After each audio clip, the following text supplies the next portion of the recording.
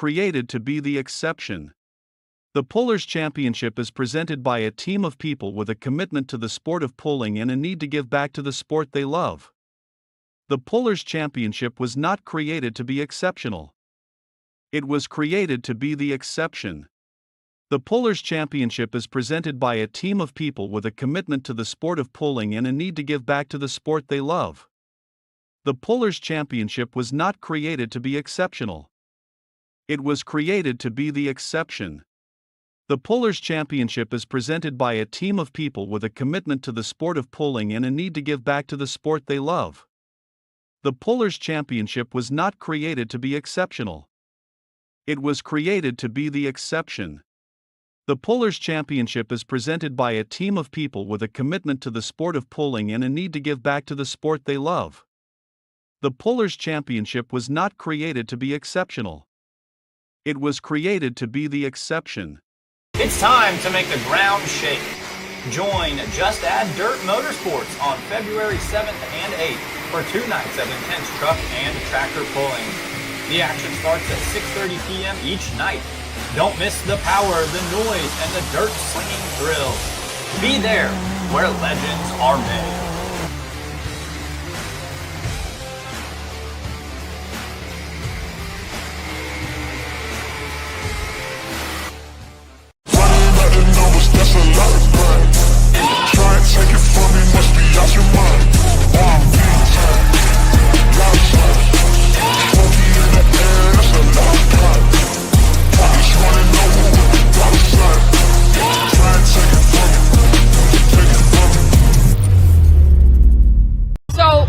Yesterday, how did you do? I got second place. I lost by 4 feet. And today? I was 700 pounds light because I didn't really know the weight of the tractor, and that was the first time I ever pulled her. And today. Well, let's talk about today. I put her in the 16,000 pound class. I put her in third gear. They were all 280, 290. One was 310, maybe 312. And you were? I put her in at 370 feet right in the sand pile. The only mistake I made, I didn't put her right in the registration booth with the girl. Let's make some noise. Good running. John Deere, Animal Deep Iowa coming up. We got one right behind you.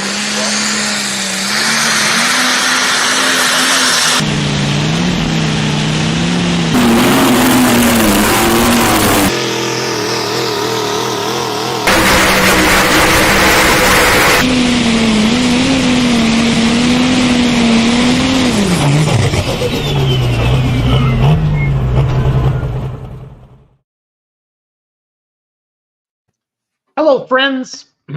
Welcome to Let's Grow Pulling. We gave Kenzie the night off. She had a busy weekend in Cloverdale. I'm still in Florida. Thank you to everybody who came to Zellwood, Florida, and or watched the free live stream on Full Pull Facebook and Full Pull YouTube. Mike, they had a record crowd on Saturday night for in-house activities, in-house attendance, if you will. Yep. So Yep. I give a lot of credit to, we've been working with them for 3 years now. They have, and pulling fans in Florida are excited to see some good events. Super excited for Satsuma, Florida. Outlaw Pro Stocks are coming down. Outlaw 3.0 diesel trucks are coming down. Going to have a big contingent of mini rod pullers. It's going to look like a Grand National mini rod class down here in Florida. The track is good. Mark brought in some Georgia clay to build that up. So raise your both hands if you're going to Satsuma or you're going to watch it on fullpull.live. So we had some gambling this past weekend, Mike, and we had some games in Cloverdale, Indiana. Gary Bontrager, who won the 9,000 Super Farm and the 85 Limit Pro. 8,500, yeah. Yep. Yeah, he's your, I think he was your ECI champion. He also does a podcast, too. He interviewed my hero, Warren Ropp. He actually interviewed my dad. So he's doing some good stuff, too. I want to promote anybody who's out there. His podcast, yeah, he's had some big names on there. Did he have Blake Graves on there as well, I want to say? I don't know. I saw Ernie. I saw Kenny Sanderson. I think that's Gary's mentor. We'll get into that in about 30 minutes with him. Brent Yarn was going to try to get on tonight and talk about the Pullers Championship. We're full bore right now on getting the fan votes in. And Brent's been giving me really good feedback on the fan vote. Been getting a lot of people interested. Pullers are sharing it around. And that's a whole idea behind this event. We give every dollar from the gate and the live stream back to the pullers, plus the $500 entry fee that every puller pays goes back into there as well. Last year it was $5,000 to win it. I think last place got their $500 back plus around $1,000. So obviously we want it to be the biggest payout in the history of pulling. It's gonna be hard to keep up with Farley, but we're gonna sure damn try. I know. Yeah, you had this goal and this vision, and folks, $5,000 for the winner is still, that's good money in pulling. That's a very respectable number. And I knew the idea was you guys were going to grow this all the way to the stratosphere. And then, the Empire and Farley did what the Empire and Farley does, and they just double cocked it. And they said, we're just going to shoot the moon right away.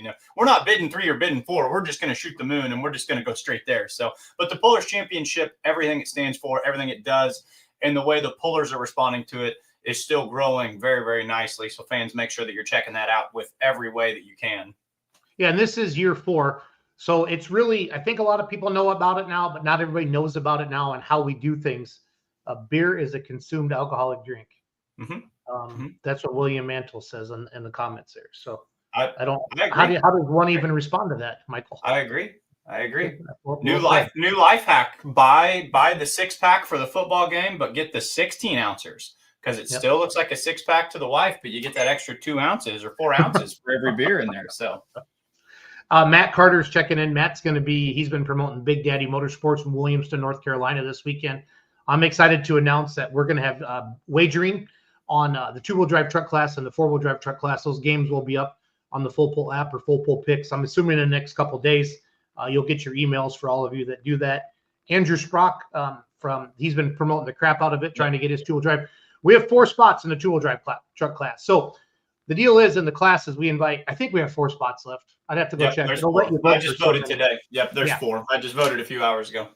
But we are having mods. That's going to kind of be like an invite only. We're going to try to get the best 10 mods in the country. We are having semi trucks, kind of the same thing along those lines as well. We invited the top pullers from the big associations across the country.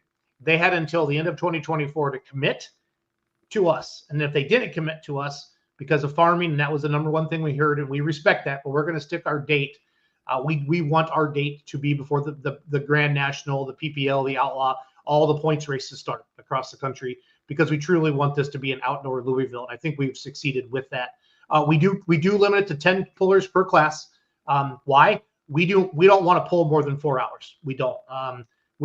All the studies, all the stats, all the beer sales, the families, all that stuff. Nobody wants to sit on their ass for 6 hours. I don't care who you are. There's a few of us, Mike, you and I would, but we're the diehards, right? We will. Yeah, we will. But I mean, it's with anything, a quick and efficient show. And that's what we have to remember. We, as whether we're announcers, promoters, pullers, we're putting on a show for the fans. Yep. So you want to look holistically, and any good, efficient show, 3 to 4 hours, 3 hours is optimistic in all honesty in pulling.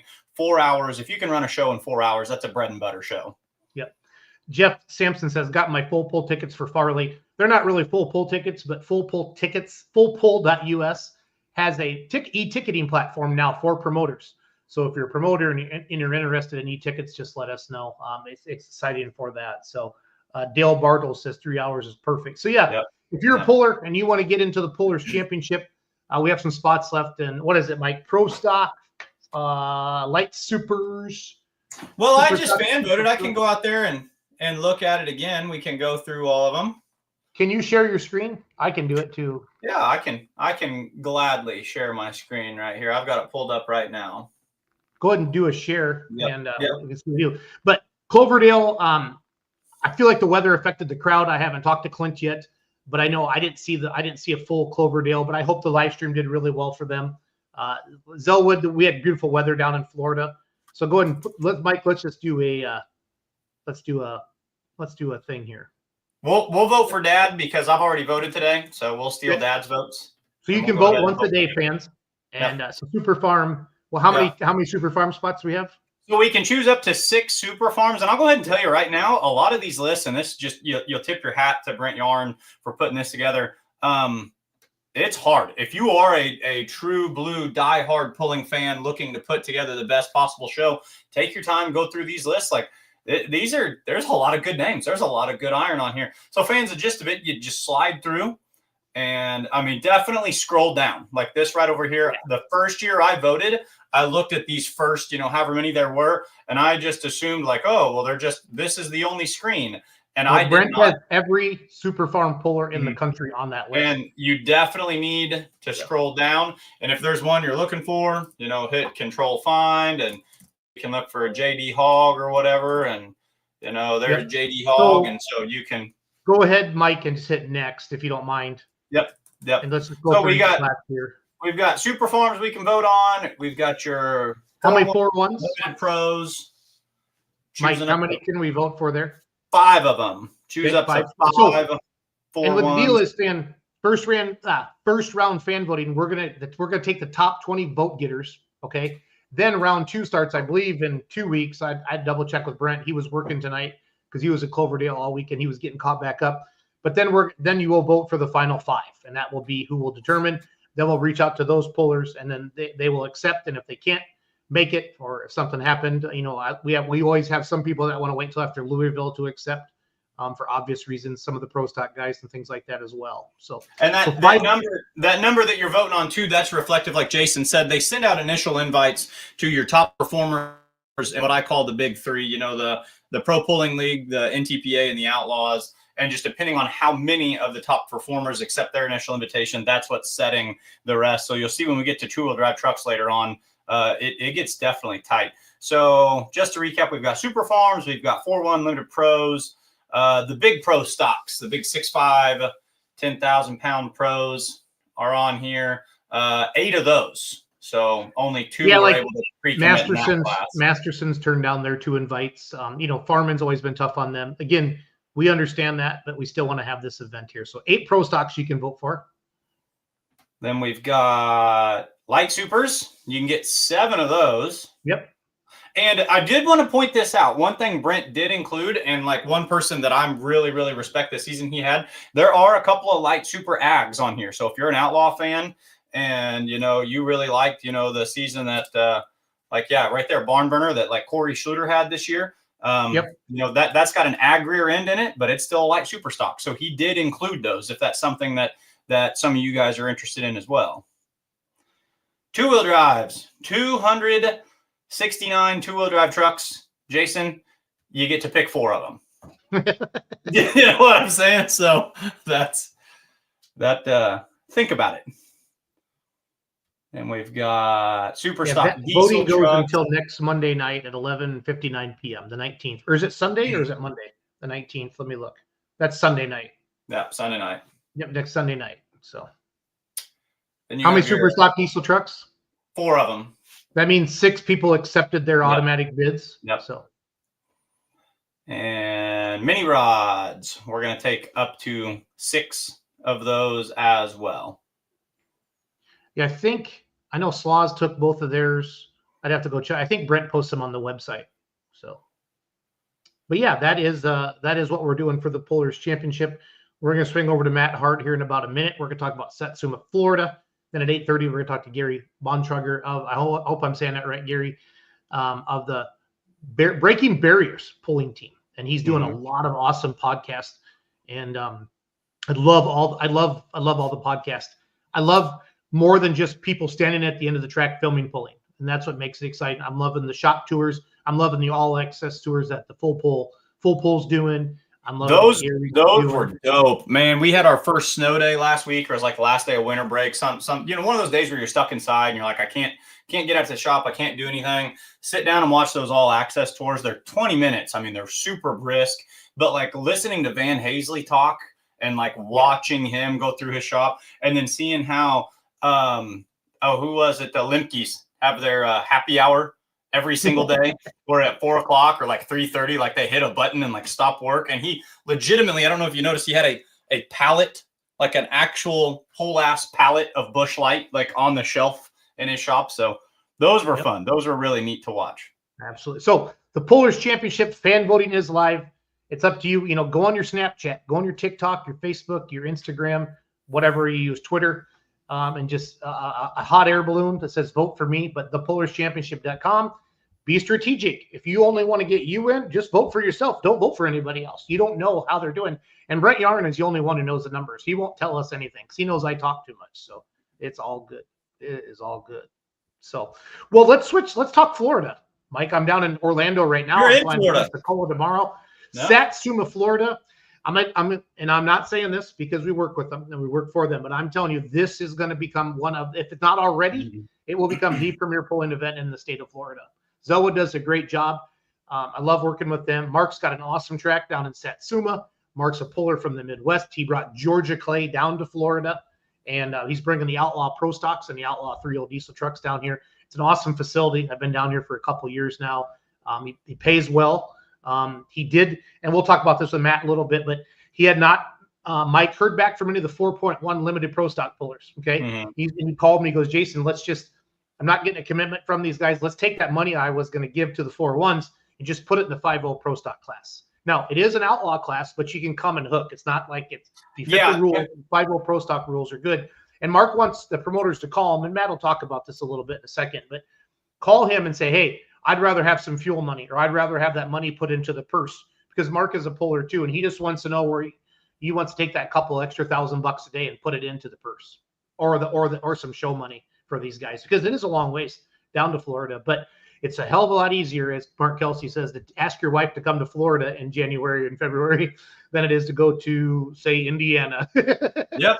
You are completely right. Yeah. And I want to hit on again something you said, that, it's an outlaw tech inspect class, but it's not going to be ran for points. So don't think that just because, you're a region 2 guy or a Western Series guy, or, whatever your state or regional level that you hook with. Yeah. If you have a 5.0 pro stock, come run it in that Georgia clay down in Florida. See where you're at. Set a bar for yourself for this year. And guys, there's no off season in pulling anymore. Like if you want to go pulling, there's somewhere to go pulling. You might as well take your 5.0 or your 3.0 down there and make it happen. Yep. So I'm going to play our Satsuma video with the beautiful Mike Idle's voiceover. We're going to bring Mad Hart on, and then we're going to talk Satsuma. So enjoy the video and spread the good word. Tell your 3.0 diesel truck pullers, tell your 5.0 pro stock pullers, get your butts to Satsuma. I've been there. It's a good track. Mark's a good promoter, and you'll get to listen to Matt Hart, Ron Stone, and Dan Mayer. So here we go. It's time to make the ground shake. Join Just Add Dirt Motorsports on February 7th and 8th for 2 nights of intense truck and tractor pulling. The action starts at 6:30 p.m. each night. Don't miss the power, the noise, and the dirt slinging thrill. Be there where legends are made.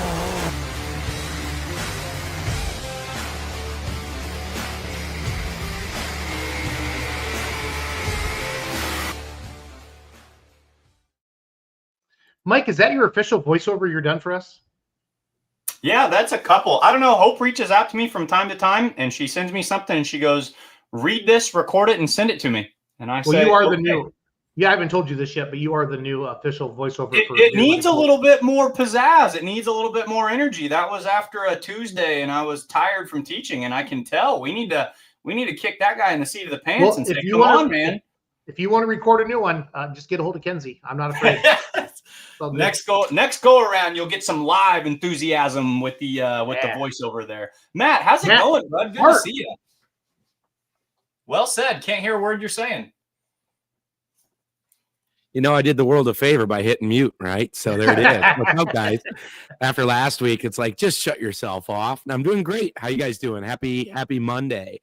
Happy Monday. Mike, you did a good job on the voiceover, you weren't auction pace, but it was nice and clear. So, give yourself some brownie points. How's things in Florida, Jason? You're down there, you're scouting things out. How's it look? Well, it was 70 about 5 o'clock, and it's down to 61 now, and it's raining. So, it's terrible. It's really cold, and I got shorts on, and I got my full pole crew shirt on. So we had meetings today with some awesome promoters. We're trying to grow. We want to get a winter circuit going down here with full pole and work with some promoters and trying to round up 4 or 5 pulls and put some stuff together. So doing a little legwork for 2026, Matt. Obviously, Satsuma's on the list, working with Mark Kelsey, talking with Mark Kelsey. He gets it. The fans are starving for some good pulling, and we're going to bring it to them. We want to bring some live streaming to people to get them down here, and just it's fun, Matt. I think Florida pulling, it was awesome back in the 80s, early 90s, right, Mike? When did those Florida circuit? When we had old Loudmouth Richwine on. When did he say those? NTPA? So NTPA had a pull in, I want to say it was probably going to be around, I know 1993, 94. They had a Grand National pull somewhere in northern Florida. And then they did bring Florida back on as a region state within the past 2 years or so. But yeah, late 80s, anything. If you ask when did X happen in pulling, the answer is always going to be, oh yeah, back in the late 80s, early 90s. You're pretty good with that answer. But no, they definitely, I know they pulled in northern Florida, I want to say around and up to maybe 95, if I had to guess. It's going to be curious to see how this all plays out, because Mid-Florida switched from NTPA to PPL. Mark has decided to kind of run with the Outlaws. Zellwood continues to kind of be independent. I think you're going to see some vastly different numbers. I could be wrong, but from talking to a lot of pullers this past weekend, for reasons to come down here and run for points and your Inderly and stuff like that, we'll just sit back and kind of watch. We're going to be heavily involved with Satsuma February 7th and 8th. That's all we're going to talk about these next couple of weeks. We are going to have some full pull picks games at Murfreesboro. We're going to have them as well at this coming weekend in Williamston, North Carolina. But Matt, let's jump into Satsuma. I got about 10 minutes left with you. What's on your mind? What do you want to talk about tonight? What are you hearing from Mark and Stacy? Sure. Yeah, things are getting excited. They're getting ready to get down there. I think word is they're still going to get down there about the middle of the month, which is 2-3 days. So that's the plan, to get down to Satsuma, start getting the place ready. Of course, February 7th and 8th, as he mentioned, says it really well in the video. Got some great classes. Mini rods are going to be very exciting this year. We're talking, Grand National pullers are coming down to have a little vacation and do a little pulling. So mini rods, blown mini rods, going to see a lot of those. We're excited for. You mentioned our 5-0 Pro Stocks with the Outlaws. They can sign up right with the app. Sounds easy. It looks easy. And if I had a Pro Stock tractor, I would try and do it. So there you go, Mike. You can show them the way. Not only is he a voiceover specialist, but a hand model. So nice work. But that's going to be the 7th and 8th. Finger model? I think he said finger model. Mike. Yeah, I did. That's a whole thing. I was called the third leg when I jumped on here last week. So, we're just getting it all. We're getting it all. I wrote that down. I'm like, okay. But our 5-0 Pro Stocks, it's a big one with your Outlaws. Excited for that. Also with your Outlaws, Mike and Jason is going to be our 3-0 Limited Pro Trucks.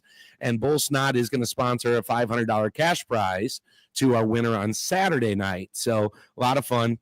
Both nights are going to start at 6:30. So if the fans are out there listening, or you're getting this to friends or family that are going to come pull, 6:30 is the time to start. And Mark is very, very prompt and likes to stay on time and stay efficient with things. So it'll be a good moving show.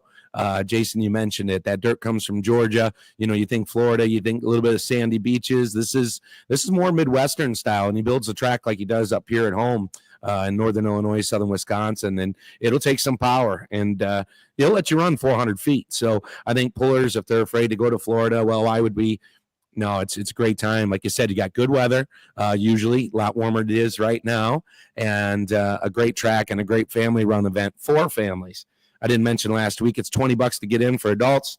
Kids got a special rate that are 7 to 11 years old. It'll be $10, and everybody under 7 years old gets in for free. So bring the kids, bring the babies, have some fun. And the bleachers are huge. It's an old circle track, lots of fun and room for everybody. They got a great new sound system. So the great Ron Stone, Dan Mayer can sound well. And of course, I could sell some hot dogs in the back. So that'll be good. Mm-hmm. Matt, is it a single track or a double track? Double track, and they're both going to run around 350, 400 feet each. And last year we saw nearly, I think it was 80 to 100 hooks each night. And it was a nice, well-run, efficient show. So it's really nonstop action. Anytime Mark gets something put together, he's built some tracks and promoted some smaller events and bigger ones up our way. And same thing. I mean, there is no downtime. It's almost like drag racing. It's go, go, go. And it's fun. It keeps the crowd engaged, and it gets us done in a good time. So it's all really good stuff. Yeah, 80 to 100 is absolute bread and butter, perfect show. And, we want to keep right at those numbers, if not even a little bit more, especially with that limited Pro Stock 3.0 diesel truck class. That class travels well. We saw it in Cloverdale. Of course, we saw it at Diesels and Dark Corners. That's a class with a lot of young, hungry, and enthusiastic pullers. Hopefully, we can continue to see those numbers, 15, 20, 30 in that class as well. Run us through the classes. What are the official lineup that what iron are we going to be watching down there, Matt? Yeah, so we talked about your 5.0 Pro Stocks, of course, being sanctioned by Outlaws, and then your 3.0s, as you just mentioned. So those are both going to be our Outlaw classes. And then we're going to go non-sanctioned, blown, and naturally aspirated mini rods. Those are really popular in Florida, the naturally aspirated ones. Yeah. We probably had 30 in the class, 25 in the class last year. So I'd like to see that again. Of course, our light super stock tractors. Mark has one. He's got it back together. Had to rebuild the engine this winter and got it back together. So he's trying it out. That's, of course, sponsored by Blackburn's Racing Components. And then Improved Farm, Super Farm, modified tractors, pro stock 4-wheel drives, and the NA 2-wheel drive trucks. So all of those very popular again to that local area. And we've got some pullers. I think they're going to throw them on the trailer and bring them down from northern Illinois, southern Wisconsin, some Minnesota stuff. So yeah, pretty exciting time. It's going to be a great show. A lot of great iron. That fans down there probably haven't seen, like we said, in a couple or maybe now 3 decades. We can age ourselves talking about that late 80s, early 90s time. So you and I are in that realm. But, yeah, it's a great time. Again, we'd love to see that 100 hook mark. It's right outside of Palatka, an hour from Orlando, where Jason's at now, it sounds like, and not far from Gainesville either. So there's ways to get down there. It's a great stay, and yeah, I'm looking at James' comment there, so that's pretty cool. And we want to let folks know Mark's got about 50 acres there at the old racetrack, so pullers are more than welcome to come on in. It's easy to get in and out of there, and lots of fun. So easy to stay. If you got a camper, your toter home, there's plenty of room, and come have a great time and make a vacation of it. Let me ask you this, Matt, as a fan, I've traveled to Florida before, and we have some family down there. When we go, the easiest way to go on a big long drive like that from Missouri is to just pile the whole family into the motorhome. Do you have any on-site camping or a place that fans, not just pullers, it sounds like you have the room, but can fans come in there with some camping equipment should they want to as well?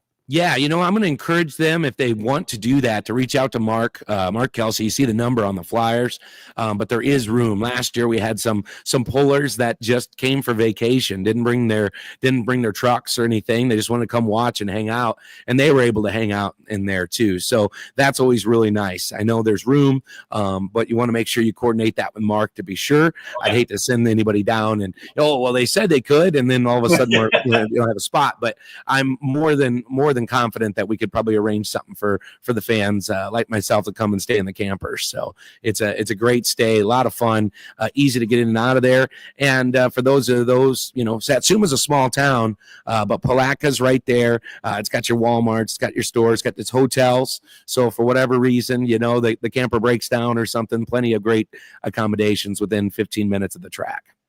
Perfect. And I also want to stress too, this is an older poster. Mark decided he didn't really hear back from any of the 4.1 limited pros that came down last year. So he has decided to not have that class and move some of that money to the 5.0 pro stocks. So, and he really wants to hear from you. And again, Matt touched on it, but the phone numbers on the bottom is I think it's 386-222-9251, if I believe. I should have it memorized by now. You got it. But that's what Mark, he wants to hear from the 5.0 pullers that are coming. You guys want it as some show up fuel money, guaranteed fuel money, or do you want to put it into the purse and pull for it? He doesn't care. I told him I think my gut tells me that it'll be some fuel money, some show up money for everybody. But I said it's up to the pullers to decide, as I won't be pulling in that class. But so we reached out to Chris Kane, Couches. They were in Cloverdale this past weekend. I need to talk to the guys like Richard Warren and the Bausmas and everybody. I think we have 6 committed. We'd like to get 8 to 10. And I'm telling you, the fans went nuts last year when the 4.1s went down the track.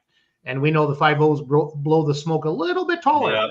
Yeah. They do a little more womp to them. So I'm quite excited for that. So if you're thinking about it, call Mark Kelsey. He's a puller. He knows what he like. I can't stress enough. He knows how to build a track, and he's excited to do that.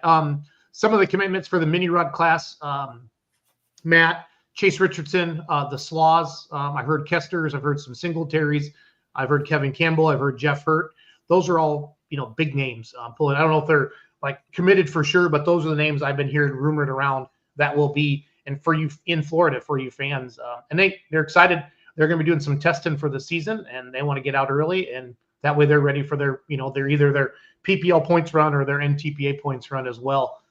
Starting in basically late May and in early June for those national associations. So they're looking at it as a test and tune and also getting out of the cold as well. And I sure did enjoy being out of the cold this past weekend, Matt, down here in Zellwood. We had a great time in Zellwood, Florida.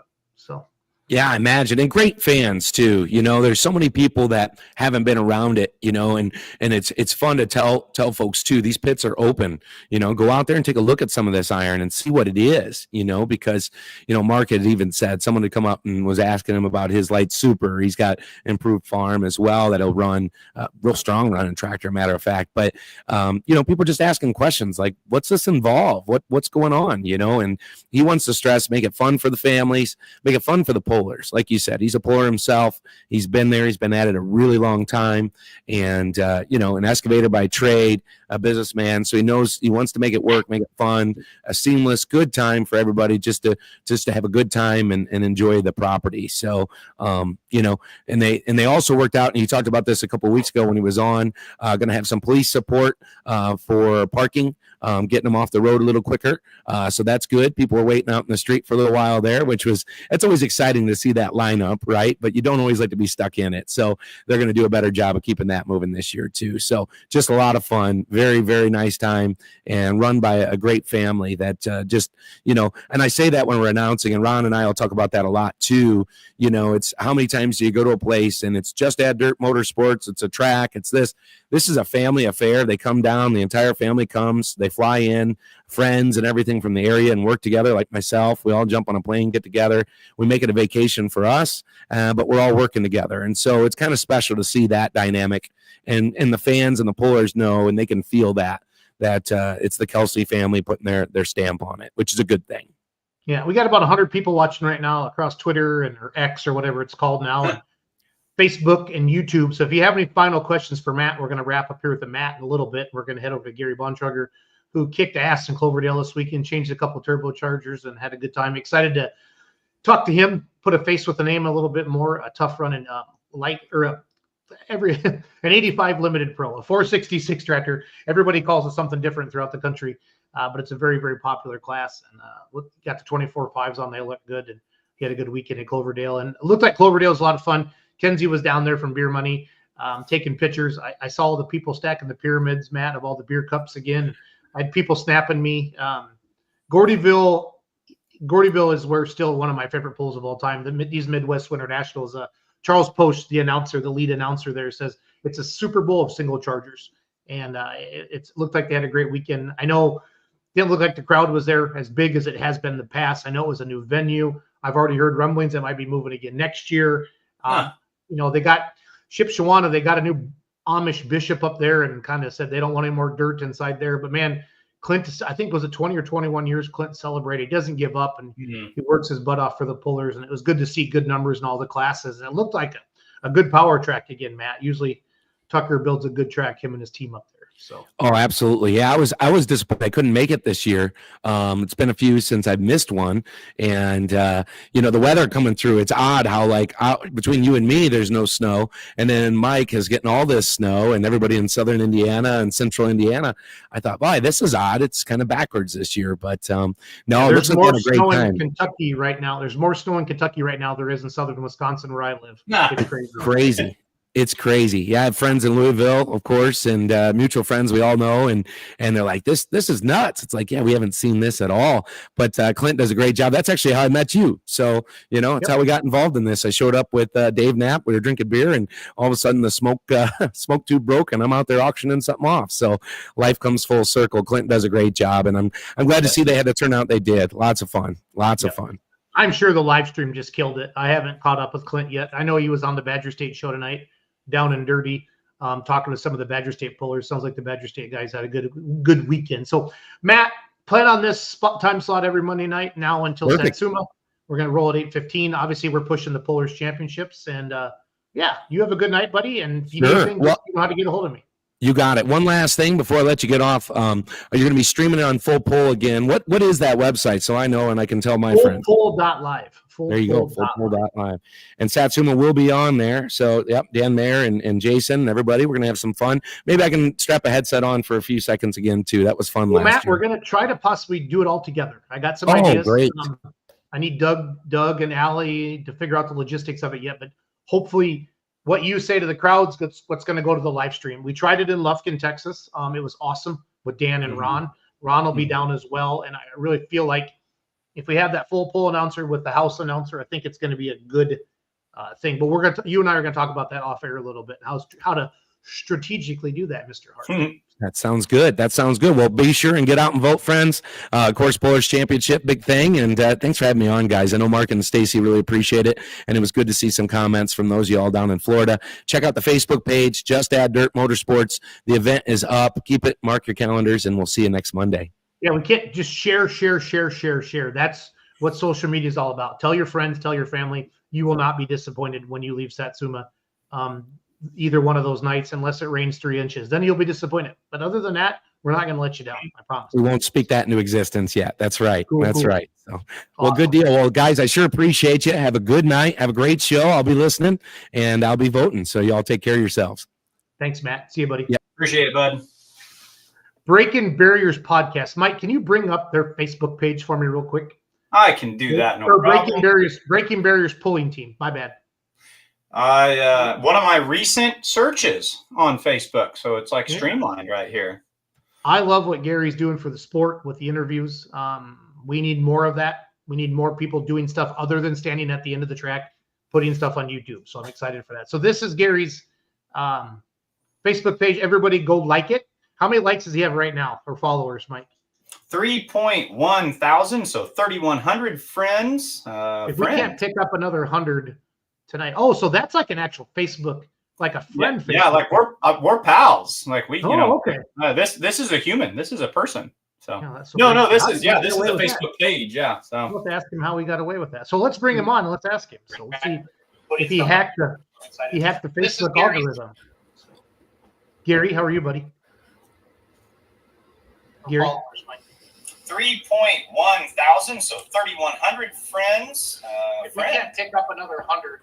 Is Gary must be watching us right now. Like we're pals. Like we, this is a human. This is a person. So this is a Facebook page. Yeah. So ask him how we got away with that. So there's a bit of a delay. I think Gary's watching us, and we're hearing the echo. So does that make sense? Gary, can you hear us? I didn't test. Gary, can you hear us? Can you hear me? Yeah, we got there it. He is. I cannot hear you guys. You can't hear us? Darn it. Sure. Let me think. Why is he running it through his speakers, Mike? Well, just check if he's got his laptop speakers muted. I could hear he was watching us and he turned it off and there was an echo. But what would he do? Would he be in his settings maybe? There you go. I got you. Okay, cool. Gary, how are you tonight, buddy? It was on my computer. My fault.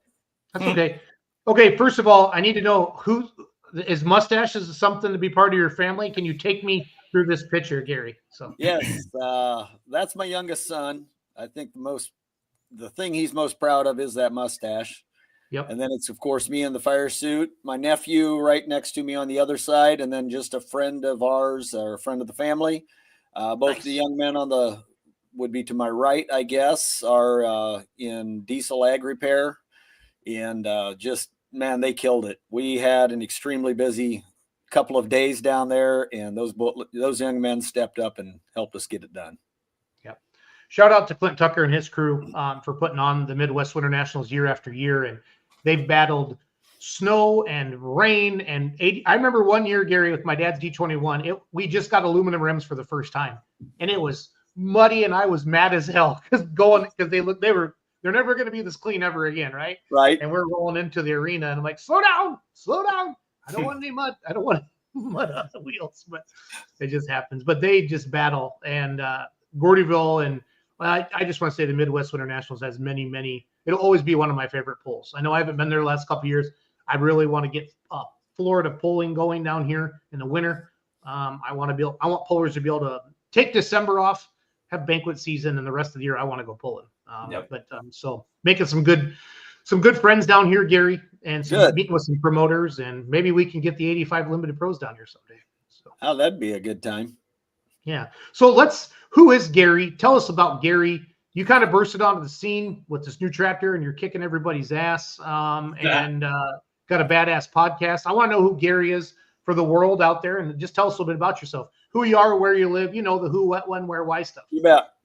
Well, I grew up in a small community, Kelowna, Iowa. It's a Mennonite community. I grew up on a dairy and hog farm, row crops. As a 5-year-old, my dad took me to my first tractor pull. It was back in the days when you'd hang a chain on the side of the tractor so that if the chain came off the ground, they were DQ'd. Stepping on the drag on behind the tractor. So that was kind of what I fell in love with. Due to the culture I was growing up in, I went and told my friends that we went and seen this. So it wasn't long we couldn't go to tractor pulls anymore, which what happens if you tell your kids you can't do something, they typically want to do it more. So it took me a lot of years to get back to it. I ended up racing motorcycles a lot and doing when I became a teenager and got out on my own and did some other motorsports.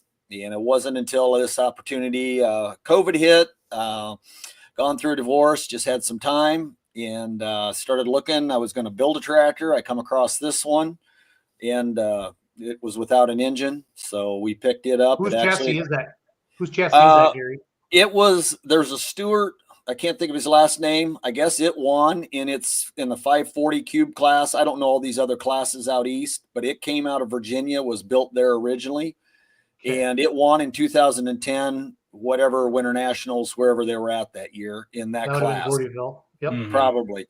And then it went from there up to Penn Yan, New York. And it was rebuilt, Kastner Performance. That's when the tube chassis, suspension, and all that got put on it. And there's a twin to it up there owned by Jeremy Prouty. This one was his boss's tractor, I guess. And his boss got out of it through a series of events. It didn't run for a couple of years, but I ended up with it over 2 years ago, for sure, almost over 3 years ago. And it was just a project getting it built. Of course, Denny Healy is 30 miles from my house.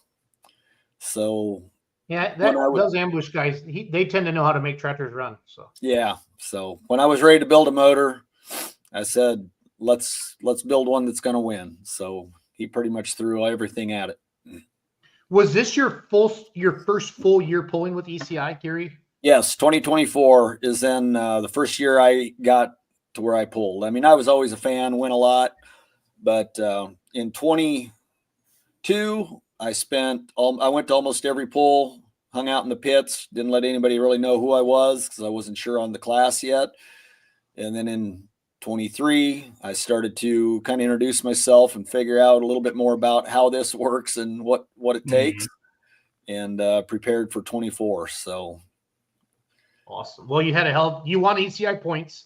Yeah. You're coming to the Pullers Championship in May 17th and 18th, or 16th and 17th. I got the dates wrong there. Sorry about that. I'm excited for that. Yeah, you don't have to get fan voted in because you're an automatic invite. So I'm excited for you there. So good stuff. How many hooks did you have with ECI this year? Did you guys? I know it's one of the most requested classes by promoters because you guys have strong numbers in that class. Right. It is. We had 19 scheduled, 1 rain out, which was actually pretty good for some of the amount of rain we had. But we ended up with 18 hooks there. So yeah, because June and early July was wet. It was tough, but then it went dry. So yeah, it's all good. So what do you do? What do you do for a living? Are you OnlyFans or what do you got going on there, Gary? Yeah.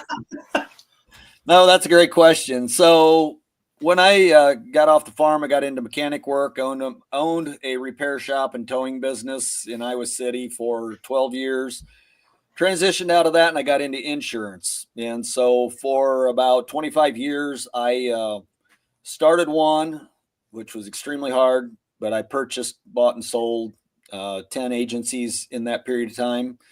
And now I'm doing business consulting, and we're doing some different podcasts.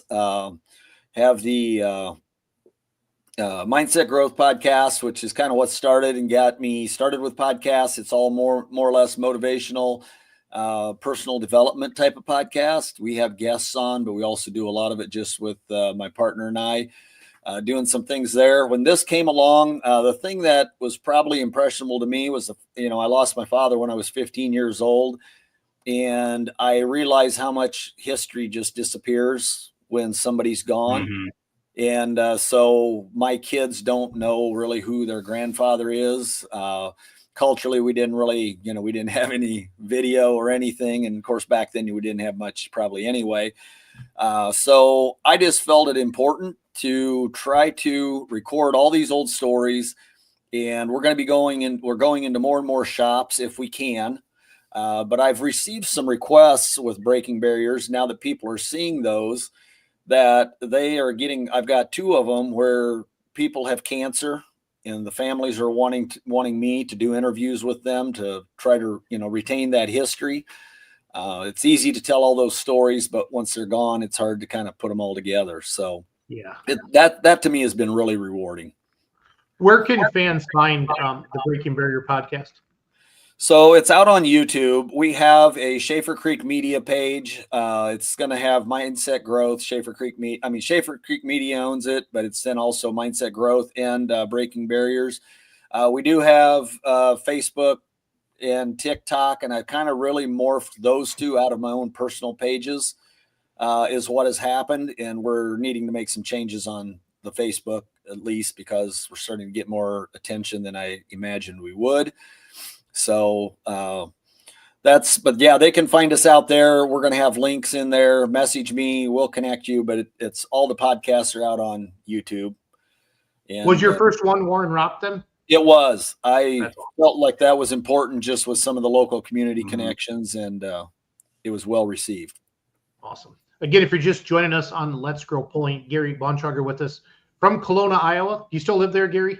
Yes, I do. Cool. And he had just got 2 big wins down this past weekend at Midwest Winter Nationals 9,000 Super Farm 85 Limited Pro. He's your 2024 East Central Iowa points champion in the 85 Limited Pro Stock class. He will be at the Pullers Championship here in May.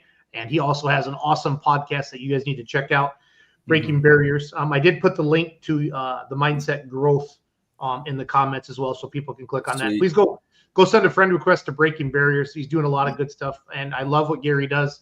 He's not just standing at the end of the track filming and putting it up on YouTube. He's telling stories, and it's what pulling needs to do to take that next step. So I'm happy. Thank you for doing this, Gary. It's a lot of work. It's a lot of work, buddy. So it is, but it's really rewarding, and I just love the sport anyway. So I guess I'm finally in a position in life where I can afford to do it. No, good for you. You've worked your ass off. You deserve it. So what has if anybody has any questions, please put them in the comments as well. What's your favorite memory of 2024 pulling season? And one was like, why in the hell did I do this? Because every puller has that moment, like, why do I do this? Tell me some stories. I believe the first win was good, but probably one of the most fun experiences, where were we at? Makokata. And I was the second hook. They reset the sled. They had a young flagger at the end of the track. And by the time I got to him, I had a full head of steam. He starts waving the red flag, and I thought, over my dead body, will I pull this throttle back? And he's running after me, and my son was videoing it, and he's running after the tractor, waving the red flag, and as I blew right on by him. Is that on your Facebook page? I'm sure it is. If they dig Mike, back can you go searching? Mike, go searching. Yeah, and that's just a classic case of didn't see it. I hear that. I hear that in time to time. I was locked in. I'm sorry, I didn't see it. So. I was like, I wasn't going to back off for him. And then probably the biggest one that I think Jessup, I got my first win on my third hook, and you're feeling really dang confident, like, oh, we got this figured out. Crazy thing is, I believe went to Sigourney the very next night. I had just run the overheads on it, and I didn't have one of the clamps attached correctly, and I blew the tube off the charger, right as I'm coming out of the hole, and front end up, and it's just kind of like, gosh, I had it hooked up, and then something so basic. I'm not sure if that's the one necessarily there, but anyway, Mike, it was. So we got another one here. Would this be close to the one we're talking about? Well, we'll let it run. We'll take a look at it and see if it rings any bell. No, I don't think that was the one either. But it's a pulling video. We like pulling. Yeah, that might have been up at Palo, which would have been real high on the list this summer as well. Yeah, Palo was a heck of a run. That was a lot of fun. We had a lot of people there, huge crowd, and supporters that night. That was a fun pull too. So. What was your experience in Cloverdale like, especially pulling in a couple of different classes? Go ahead. Go ahead. No, I was going to say you pull in your 8,500 limited pro stock, but you also jumped into that 9,000 super farm, which I'm not super familiar with. But tell us about pulling in two different classes while you're out there. Yeah, I don't really know much about that. I had signed up for the 8,500 limited pro, and then just had Kyle Sullivan reach out to me and said, if you're going to go, you should sign up for this class as well. Make it worth your trip. And that way, if something happens, you at least got a chance to pull twice. So I did. I don't really know what the difference in the rules are. Both classes, we got to weigh the same. One thing I will say for Clint Tucker and his group, they run a really tight ship, and they know what's going on. If there's an error or anything somewhere, he steps right up and handles it. I was so impressed with how the whole event went. But it was unique. Kind of been the story of the year for me. I didn't really know what to expect because I'd never done it before. So rolling in was just kind of like another pull for me. And I just told the kids with me, we're not drinking any beer till we're done.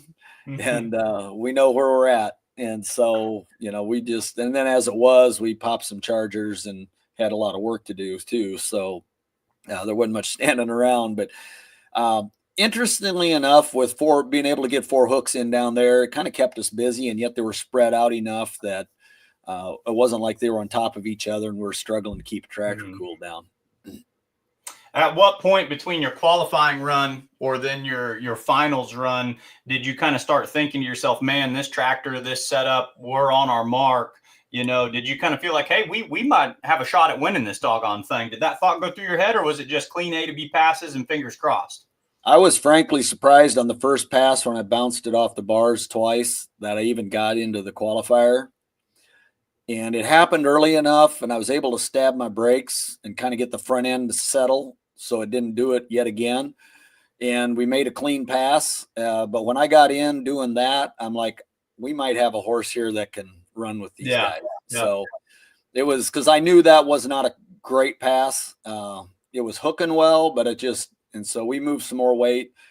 It's just, to me, it's so different because, we ran a lower gear than we had most of the time. You got to throw a lot more weight in the front. Clint had a really good biting track down there. So that was really the biggest thing that was different for us. Where was your hook order in your final run? Did you hook early in the class, late in the class? I'm getting at, how many bullets did you have to dodge? How many tractors did you watch go by before you wiped the sweat off your brow and knew that you'd had it in the bag?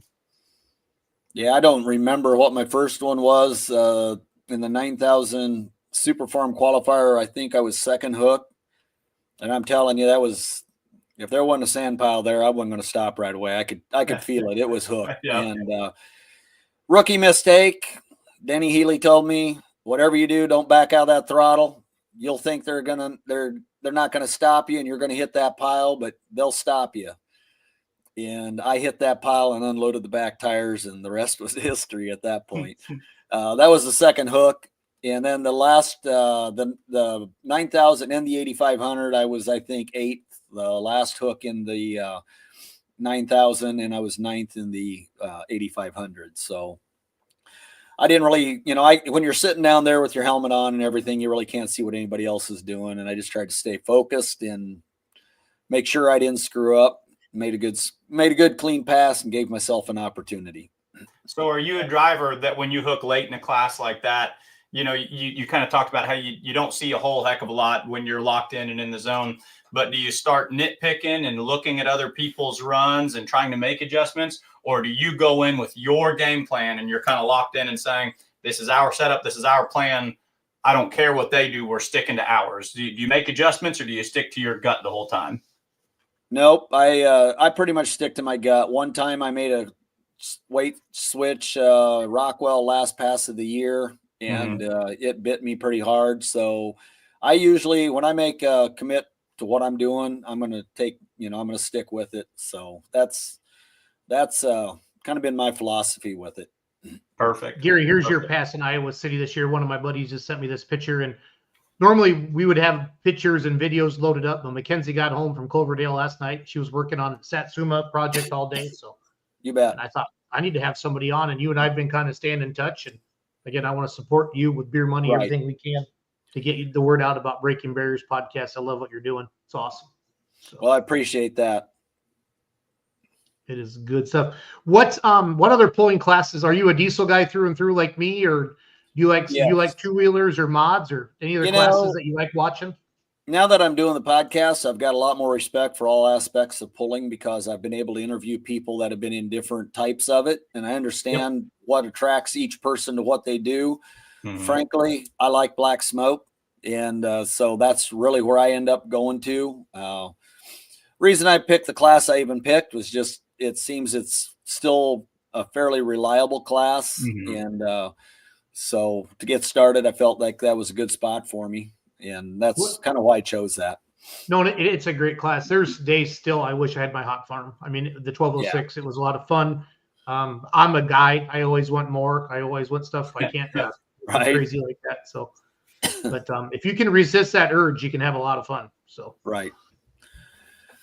Nope. It's good been a stuff. good experience. And it's, the craziest thing is I know I had a lot of people, I'll just share this. I don't know if your audience enjoy this or not, but I had a lot of people tell me that I caught on to this quickly. And when I raced motocross, the biggest thing, I mean, I was just a 120-pound kid, light as could be back in the old two-stroke days.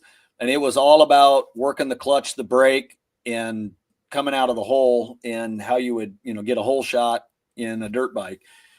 And when I got my first win and come out and won that in Jessup, it just flipped like a switch. It was like I just felt it and it was right back.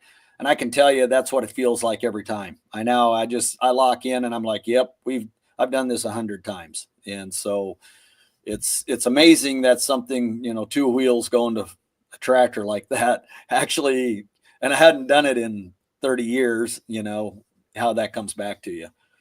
No, I'm jealous of people that can feel it in the seat of their pants like that. Like my dad, farmer, been on tractors his whole life. Guys, I can tell, I knew, when I drove my 4.1, I knew when I was on a good hook, but I never could, I hear the tires burning off or whatever, and you try to back out of it a little bit, but I'm jealous of good drivers like you guys that have a feel for it. But that's why I let other people drive my tractor. So it's going to be okay. So it all works out. Yep. Charlie Gaines wears some good pulling in Florida. Charlie must have got onto the podcast late because he needs to come to Satsuma, Florida. Satsuma. Just add dirt and motorsports.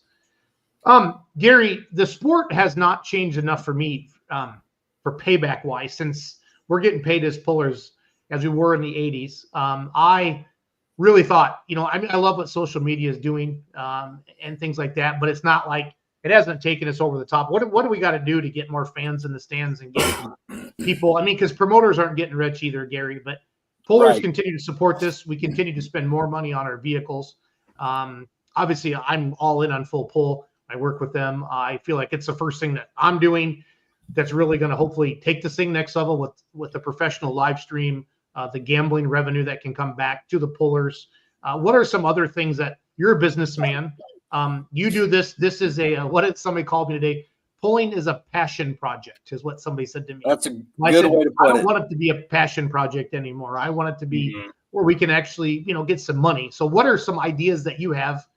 You're not a farmer like everybody thinks we're farmers. No, and we're business people, right? That are invested in the sport. What are some ideas that you have or you'd like to see change for the sport to help grow this thing?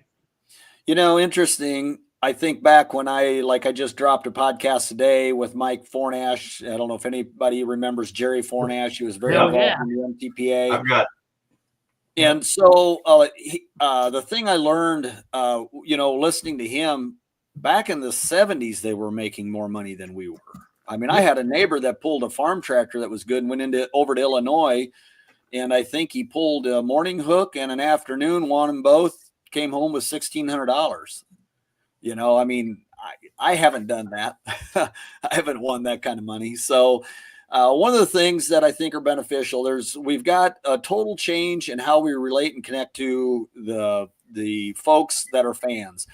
And one thing is, we're not going to put as many people in the seats as long as we have live stream and all those things. But if it's monetized, it really doesn't matter. I think the one thing that drew me back to tractor pulling, I was big into NASCAR, and at one point was looking at moving to North Carolina and being involved at that level. And I really come back to the grassroots side. So there's a couple of things that we have to overcome. One, it's going to come down to maybe sponsors and promotion that they put on, and not so much for the tractor pullers, but the sponsors we can pull in and the audiences that we can show the value to the brands that people want to show out there. It's going to take people like you guys doing exactly what you're doing tonight. You know, we should have 3,000 people watching this, and then we have 100. We have 118 right now, Gary. So yeah, and so it's just going to keep doing this. And I don't understand. I mean, I've done a lot of podcasts where I've had 20 views, and I just kept doing it. You know, and it's starting to take a lot more effect. But what it comes down to is they want to know what they're going to get for their value and for their brand. And you know, I think it takes a lot of effort for people to sell the sponsorship and the promotion. And that's, to my opinion, that's what we're going to have to do, is provide that quality content and get like all these platforms, because when you're going out and getting all these, you know, if you can take them out to Beer Money Pulling Team or Full Pull, wherever they're at, and you can show them what you've got for an audience, you're building that brand value. And it's a heck of an investment. I mean, these county fairs are putting on, spending a lot of money to get even a local organization like ECI or PPL or ITPA. I mean, that takes a lot of money to put that on. And sponsorship, I know the associations are getting sponsorship. I was on the fair board in Iowa City, Iowa for for 6 years. The Johnson County Fair. Yep, Johnson County Fair. I was on their fair board. We always tried to get enough sponsorship to cover our cost and to build that brand awareness. So at the end of the day, it's just we've got to keep doing the things we're doing. I'm seeing a lot of positive things coming, and I love the sport of tractor pulling, but it's going to take a lot of sponsorship money, is my opinion, to get people involved. And I think the thing that holds us back, you talked a little bit about people thinking we're all farmers. When I interviewed Mike and I went back and did some research, and you go grab an old 70s magazine, I had one laying right here, I thought, but you grab them and you look, and it's like every one of them's a farmer pretty much. And if not, the ones that weren't, I knew grew up on a farm. Today, you go look through there, I don't think you're going to get 50%, and it's probably closer to 80% are not farmers. So the sport has changed a lot, and it's transitioned. There might be ag-related business owners, things like that, but it's definitely shifted a lot into a larger audience, is my opinion. I think the pullers will be tied to ag 100%. Right. Definitely agree with that. But pulling means the world to me because of my dad.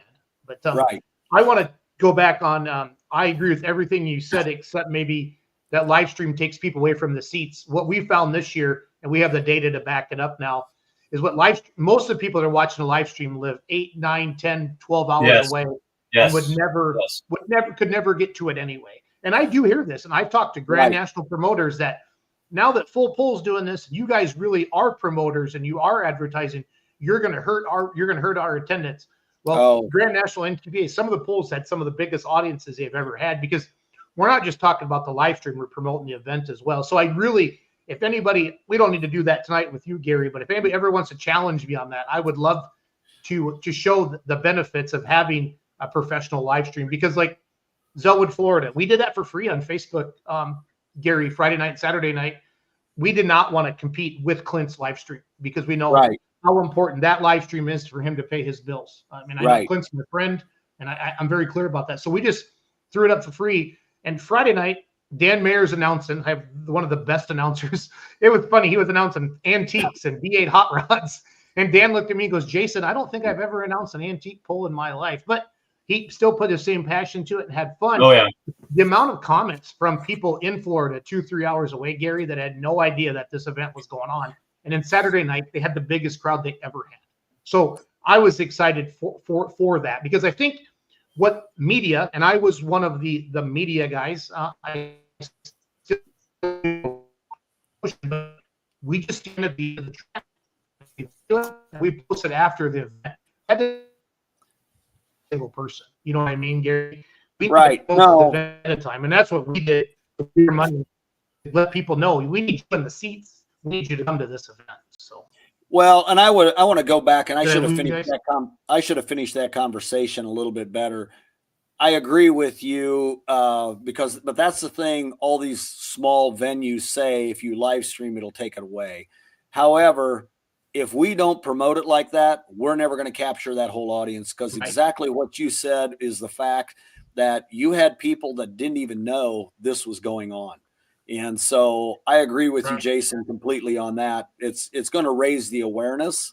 And I think there may be a bell curve on it, but as we get higher awareness, you're going to draw people in. I know the people that kept asking me if we had live stream this summer, which ECI, where I pulled with this year, did not. It's on the table to possibly happen at some point. It was always family or friends who couldn't make it, and they just wanted to at least see what's happening. So I don't know how many small organizations are doing it yet at this point. Well, we want to help. We want to help state associations. We're going into year 2, Gary. But that's why then the narrative of control in the media has been a very, very a sensitive topic for a lot of YouTubers and stuff like that. There's guys that have quit their jobs that are now standing at the end of the pulling track and putting stuff on YouTube. But if I sit down with a sponsor, Gary, I need to show them that we have control of the media, and these are the views I can give you, and I can show your logo to tens of thousands of people, and that's what they're going to buy. They're not going to buy the fact that this YouTube video has 100,000 views. Listen, I used to count on that. And then a couple years ago, I was like, this isn't growing the sport. Because what I'm proud of is I'm a puller and I'm a promoter, and I love media like this. It makes it a lot of fun. So I really, really, really want to stress that with people. And I need to, if the ECI is interested in live streaming, Gary, I want to talk to somebody about it, because we have the platform, we have the audience, and we can help with that. And obviously bring in other stuff as well. So table that, have somebody reach out to me. I know the ECI really well. I grew up in it. Sure.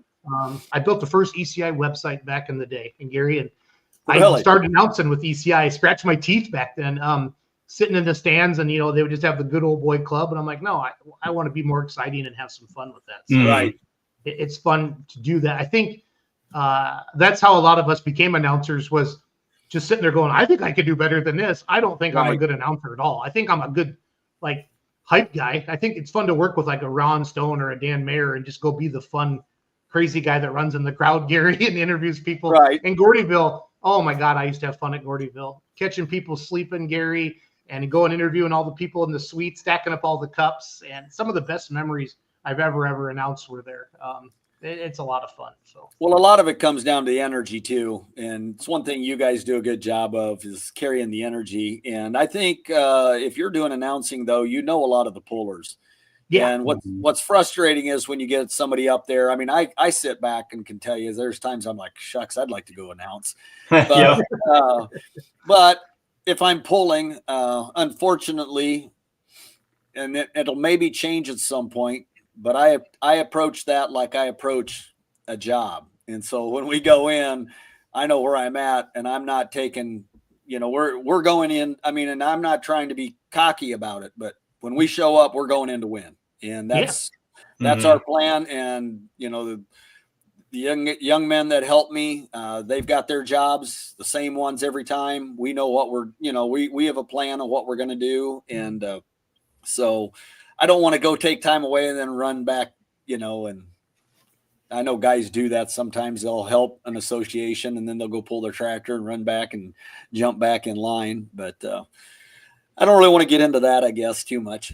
We're going to get you announcing somewhere. I want to get you on the mic and have some fun. Maybe you can come to one of our Grand National hooks, or where we have the full pull live, go in there and work with Dan. That'd be fun to have you in. Yep. Because we started out the year with 3 announcers, and then we kind of went to 1.5, and then we'd bring guests in throughout the night. And if Diesel Supers pulled first, we go get Travis or Colin and bring them in and talk about it. I think that offered a lot more fun to that, because the one thing, the Pulling Radio Network started, and that's kind of how I got into podcasting. Okay. They really wanted to turn the pullers into rock stars, and then we all kind of went our own way and kind of all did our own thing. And I'm still jamming with it, and Charles is still jamming with Sidetracked.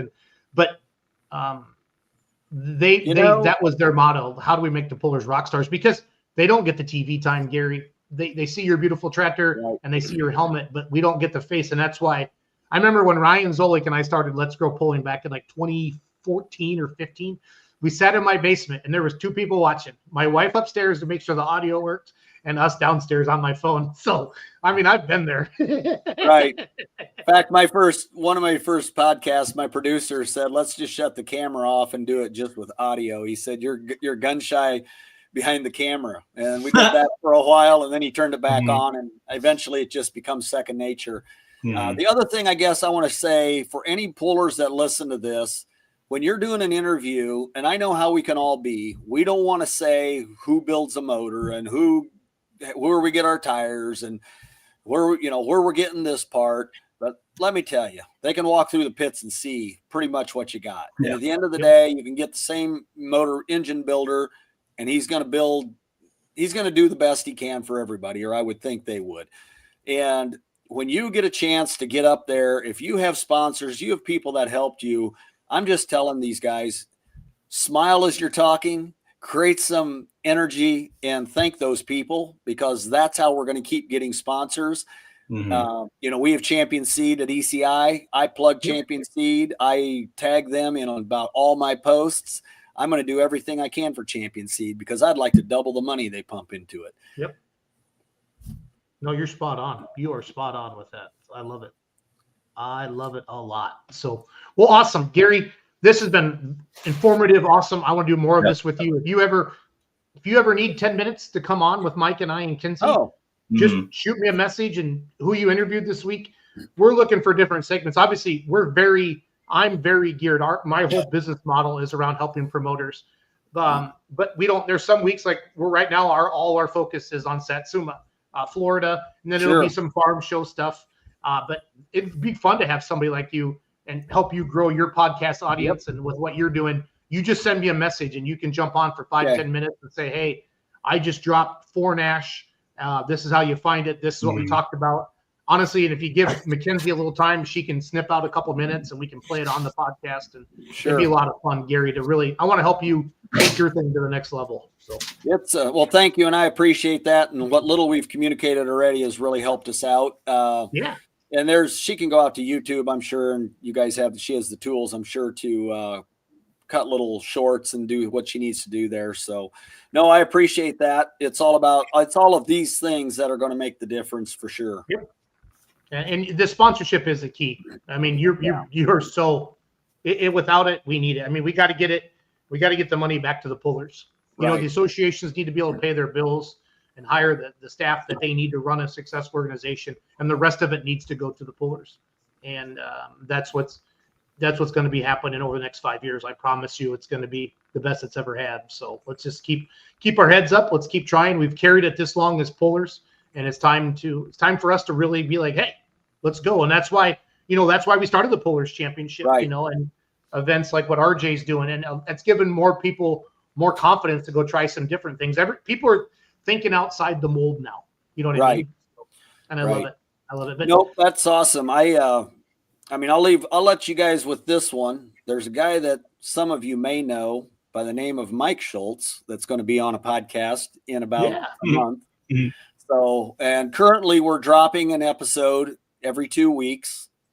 And again, we're back to the sponsorship thing is where we're working on right now. And as soon as we kind of get some of that, and at the pace we're getting requests for these shows, it'll become a weekly show. So it just takes a little time because I've got to figure out a way to balance it with, the rest of the work I do. So, Morgan Schulte has a great point. Got to go with sponsorship, nothing with ag.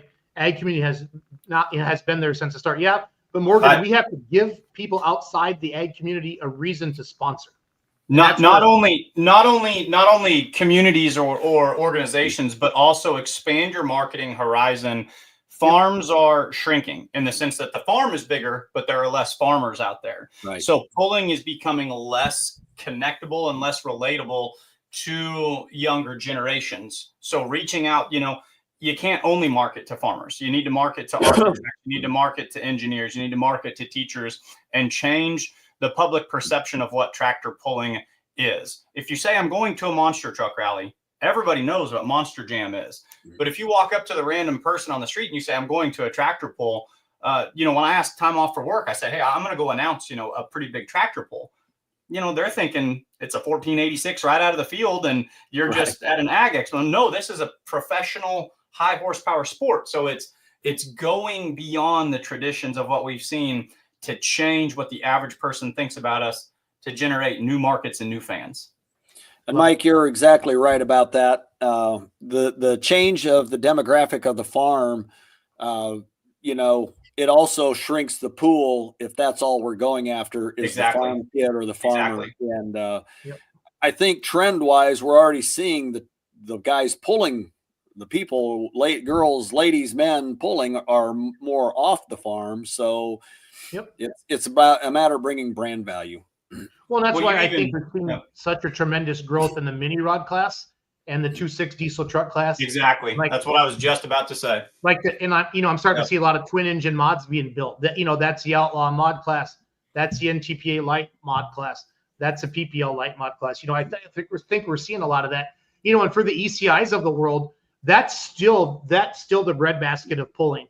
There are way more tractors with 20.8s. And I know you run 24.5s, Gary, but there are way more tractors with 20.8s in this country than there is anything else. Right. And not that, but I think promoters need to do a good job. And if you watch my podcast a lot, I talk about this. You got to let your fans know what they're coming to see. Are they coming to see a Grand National? Do they even freaking know what that means? Yeah. Are they just going there to drink beer? And that's kind of and that's what we have to sell to sponsors too, Gary, outside of the ag community, to Morgan's point on that, to make it happen. So. Nope, exactly. It's just going to, I think with a concert effort, we're going to continue to grow the sport. It was amazing to me how many of my friends that I would consider good friends, I tell them I'm building a pulling tractor, had no concept of what I had. Yeah. Yep. Yeah. And then when they came, they're like, we had no idea. Like they're getting excited about it and they had no idea what it was. So it is very interesting how the awareness needs to be built. Whenever you want to come on, just send me a text. We'll sneak you on for a bit. And if you have a little tidbit, you can be like our weekly church service. Come on as Pastor Gary. And I love that. Wisdom. Well, trust me, I've probably got the unofficial qualification to do that. I love it. Thanks, Gary. Thank you, guys. I appreciate it. Great night. I appreciate Check all out your Breaking Barriers podcast is that the YouTube channel, Gary? Yeah, it'll be under Schaefer Creek Media, but yes, it's hosted at Schaefer Creek Media, Mindset Growth Podcast and Breaking Barriers Podcast. Any links are all on our social media. Reach out if you have trouble finding it. We send the links all the time. Awesome. I love it. Have a great night, Gary. Thank you, guys. Appreciate it. Take care. Yep. Bye-bye. That was fun. That's an intelligent individual who's very motivated. You can tell he does motivational podcasts. That's someone who's in his element. Called the Mindset Growth Podcast. That was a good conversation because so much is how do we grow? How do we get more fans? That falls on us. That falls on what we're doing. That falls on educating. But I'll continue to. Jason, you were a puller. You're a promoter. Gary's a puller. I was only ever a fan, so I will speak to the fans and I'll call them out the way I kind of try to always do. Fans, pay for this stuff. Be willing to go to the pulls and get the live streams. You can't be in Fort Recovery and Wayne, Nebraska at the same time anyway. So pay for both. And heck, if nothing else, like this whole winter, what are we doing? I'm going back through and you can watch the Grand National season after you attended the Outlaw season. I mean, be willing. If you're going to go to the Chiefs game this weekend, you're going to spend $250 on a ticket. Be willing to spend $25 on a tractor pulling ticket. That's what I would say to fans. Well, we got about 11 minutes before we bring on the Massetti and friends. They have a couple of guests tonight. Mike, let's see if Hope uploaded any of our, how did you name your pullers? I know she was in, are these last week's? Jonathan Carter. Yeah, this is last week's, the Riddler.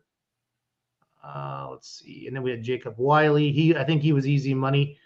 Our team just got back and getting everything going. So you were split squad all over the country this week. And, you as the as the boss man, you're still out burning that oil. So you guys have been busy. So one of my favorite things as an announcer, as a promoter, as whatever I do for pulling is I want to know why people name their puller what they did. And every week our goal is to have 5 or 6, and Hope normally uploads them for me on Monday nights, but I know Hugh's getting busy. Here's Sean Hicks. Yeah, these are some of our older ones here. Mm-hmm. So I'm not gonna beat anybody up tonight. But I know that we'll get back to that get some rhythm here again. The showstopper. That's good stuff. Mike, do you have any new oh yeah. Do you have any new pulling through the past? We have some pulling through the past. We have 5 loaded tonight, and if you need me to go into the folder and pull out some more, we can dip into the archives. But no, I've got some loaded and ready to go. Let me find Kenzie's little graphic she made for you right here.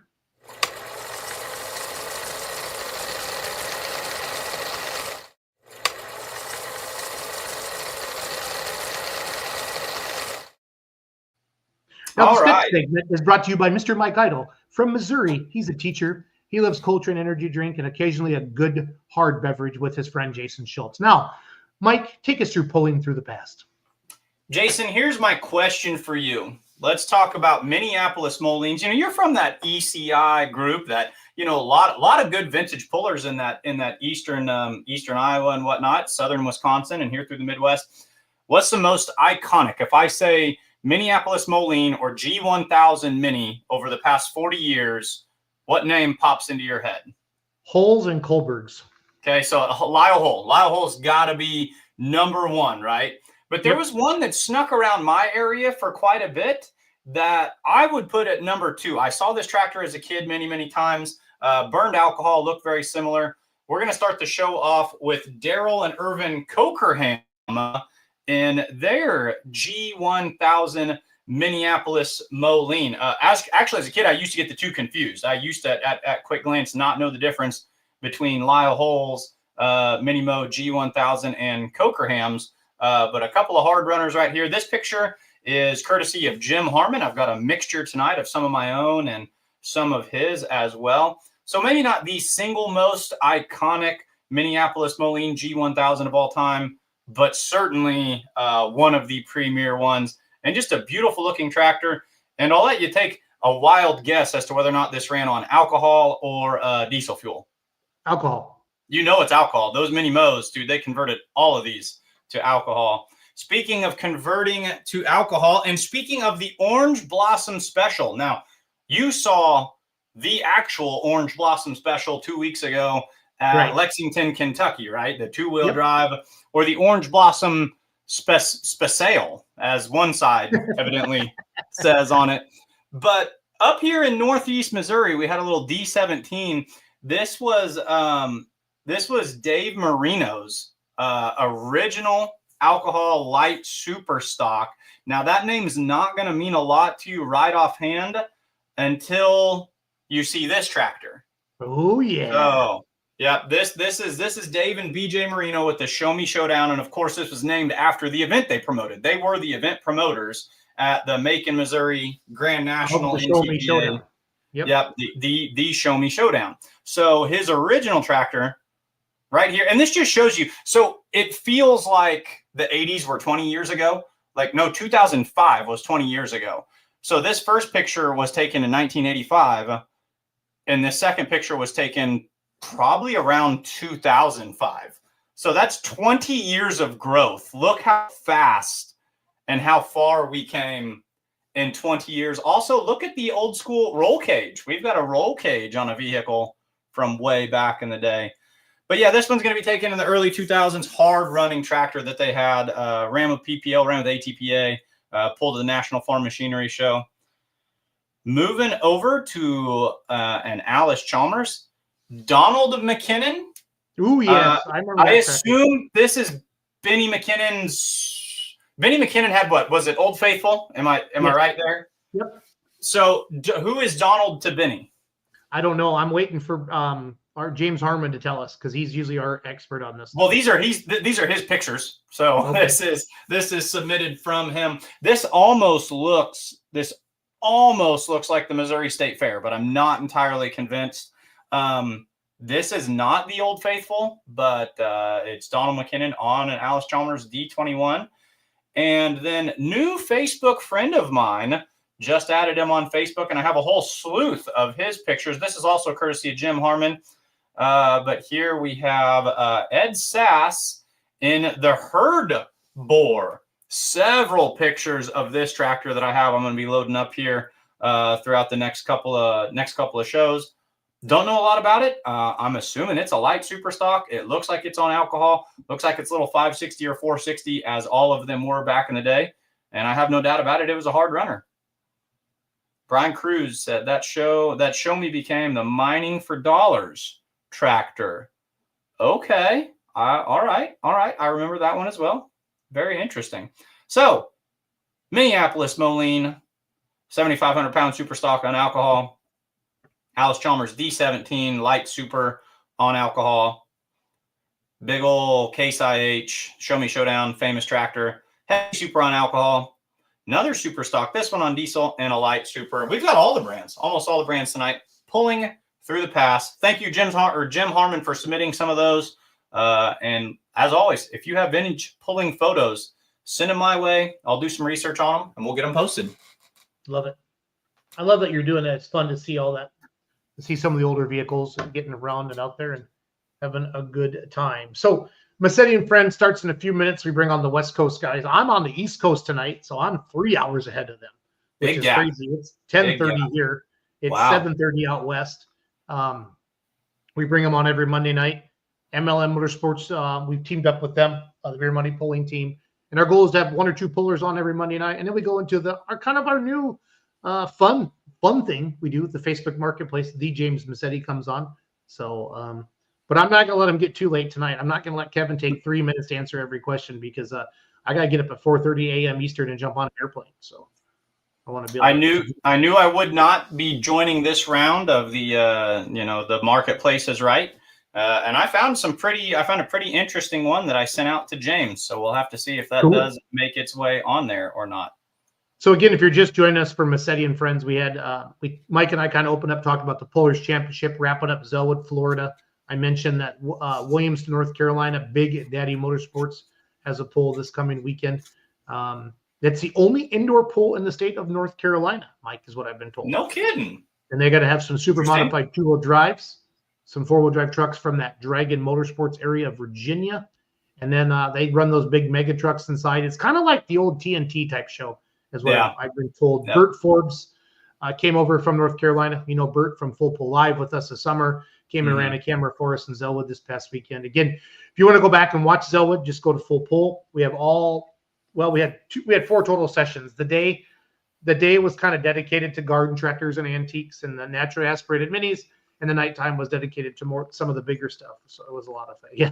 Dylan Owens. Come on, Jason, who needs sleep? You and the Owens family, they drive all night. Those guys, they're zombies as far as Tom and they can do that. So New York to California, we're in, we're down. Whatever. We'll see you tomorrow. I thought Georgia to California was a long drive, but New York, oh boy. So there's a lot of fun there. So yeah. Well, without further ado, I'm gonna start bringing on the Massetti family here. I got Brian, my patriarch of the Massetti family. How are you tonight, buddy? What do you got in store for us tonight, Brian? So. Well, we are looking forward to tonight. Hello, Michael, by the way. Howdy. How are you? Good. So we've got our regular cast of characters. Steve, I think, has a meeting. He's kind of an important guy, so he won't be joining us. But our guests, we have Matthew Orsetti, and there's Steve right there. He must have got out. Are you at the meeting, Steve, or what's the deal? I got home. Oh, good. Well, thanks. Steve. But anyways, Steve. That's a good use of the white labeling bubble down there. That's nice. I like that. Thank you, Michael. Yeah. So if you remember from last week, Matthew Orsetti and William Bailey were integral in our marketplace game. As they helped everybody cheat. I don't think it's cheating. But anyways, it did work out well. Oh, okay. So we're going to see how doesn't think it's cheating. We're going to see how well they can play the game live right here on the screen. So they'll be joining us soon, hopefully. I got William Bailey in the dark room. I know James is getting set up. Trevor might be late. Kid's got to get his priorities in order. Double date is what I heard tonight. So all good. Well, let's start with. Do you want to wait for the guys, or can we start with William? Well, real quick, I just wanted to ask Steve. You guys still doing? You safe down there? Everything cool? Yeah, we're good. Right. Thank you. It's no wind today, so air quality is actually phenomenal today. I think the wind blew everything out, and then where it is burning, smoke's going straight up. How far are you from the fire, Steve? So we're probably maybe 5 miles from the Palisades fire. I was on the day it broke out last Tuesday. I was able to watch the fires burn up the hill from my office, and was seeing airdrops, with Phos-Chek and the water drops, throughout the afternoon. And that was before it really got bad. And then from our house, we were able to see, it was at night, I was able to see the flames on that hillside as well. And then the other big fire, the Eaton fire in Altadena, my brother-in-law and sister-in-law live there, as well as Brian's and my cousin, Megan. They both live in Altadena. Luckily, both of their homes have survived, but I mean, I'm sure you guys have seen the same stuff I have on TV, but it's just devastating. I mean, the whole neighborhood's just wiped out. Was there a time you were worried about your particular home, Steve? No, it would have to burn through, 5 miles of neighborhoods to get to my house. In other words, if that happened, it would have been just unbelievable for it to get that far. There were, I work for Santa Monica School District, and there was a time when it looked like a portion of Santa Monica was at risk. In fact, we had to close our schools. I think today's the first day we reopened the Santa Monica schools, and then hopefully by Thursday we'll reopen Malibu schools. But I have a couple of friends who've lost their homes, and it's rough. Horrible. It is terrible, and obviously we're glad that you and Michelle and the kids are safe, but our thoughts and prayers are with everyone that's lost their homes, and it is just devastating to see on the news. So, anyways, glad you're safe. Thank you. Glad you guys are good. Yeah. Well, guys, I'm going to let you all transition to your portion of the show, but definitely, we're thinking about the whole California community and everyone in Southern California. And you guys just keep doing your thing and representing the world well. And, hope everyone's doing good and staying safe. And folks, have a great evening. Thanks, Michael. We'll see you later. Take care. Mm-hmm. So we go with Brian. I'm on the East Coast, buddy. I'm 3 hours ahead of you tonight. So. Dang. Yeah. It's super late over there. It is. It's like 10:30 here. You in Florida? Yeah, I did Zellwood this past weekend. Still in Orlando. Chase and I had some meetings today with some potential promoters. We're trying to build a winter circuit down here, January, February, like we talked about doing out with you, and obviously in the fall more. But had some awesome meetings today. Want to grow pulling in Florida more. Working with great promoters like Zellwood and Satsuma and some stuff like that. A lot of potential here, Brian. A lot of snowbirds come down and they winter down here. They love to see some pulling. And then there was a pretty strong circuit with the NTPA back in the day. So we want to revive that. So we'll see what we can do. So without further ado, I present to you Massetti and Friends.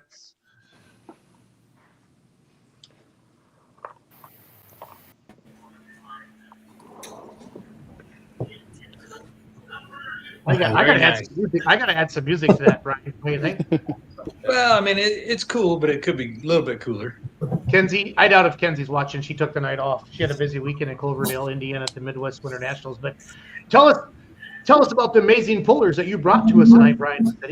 Well, tonight we have our friends William B. for Bailey and Matthew Orsetti. Cheater. No, not even. No. Cheater. Oh, I'm not a cheater. They're good guessers. Cheater. Marketplace aficionados. Yeah, well, I have a feeling both of these guys peruse Marketplace to look for a good find now and again. I think they were just on point last week. So we are going to see what your skill level is in the moment tonight, though. You're not going to just send us your answers. You got to be here. So appreciate you guys joining us.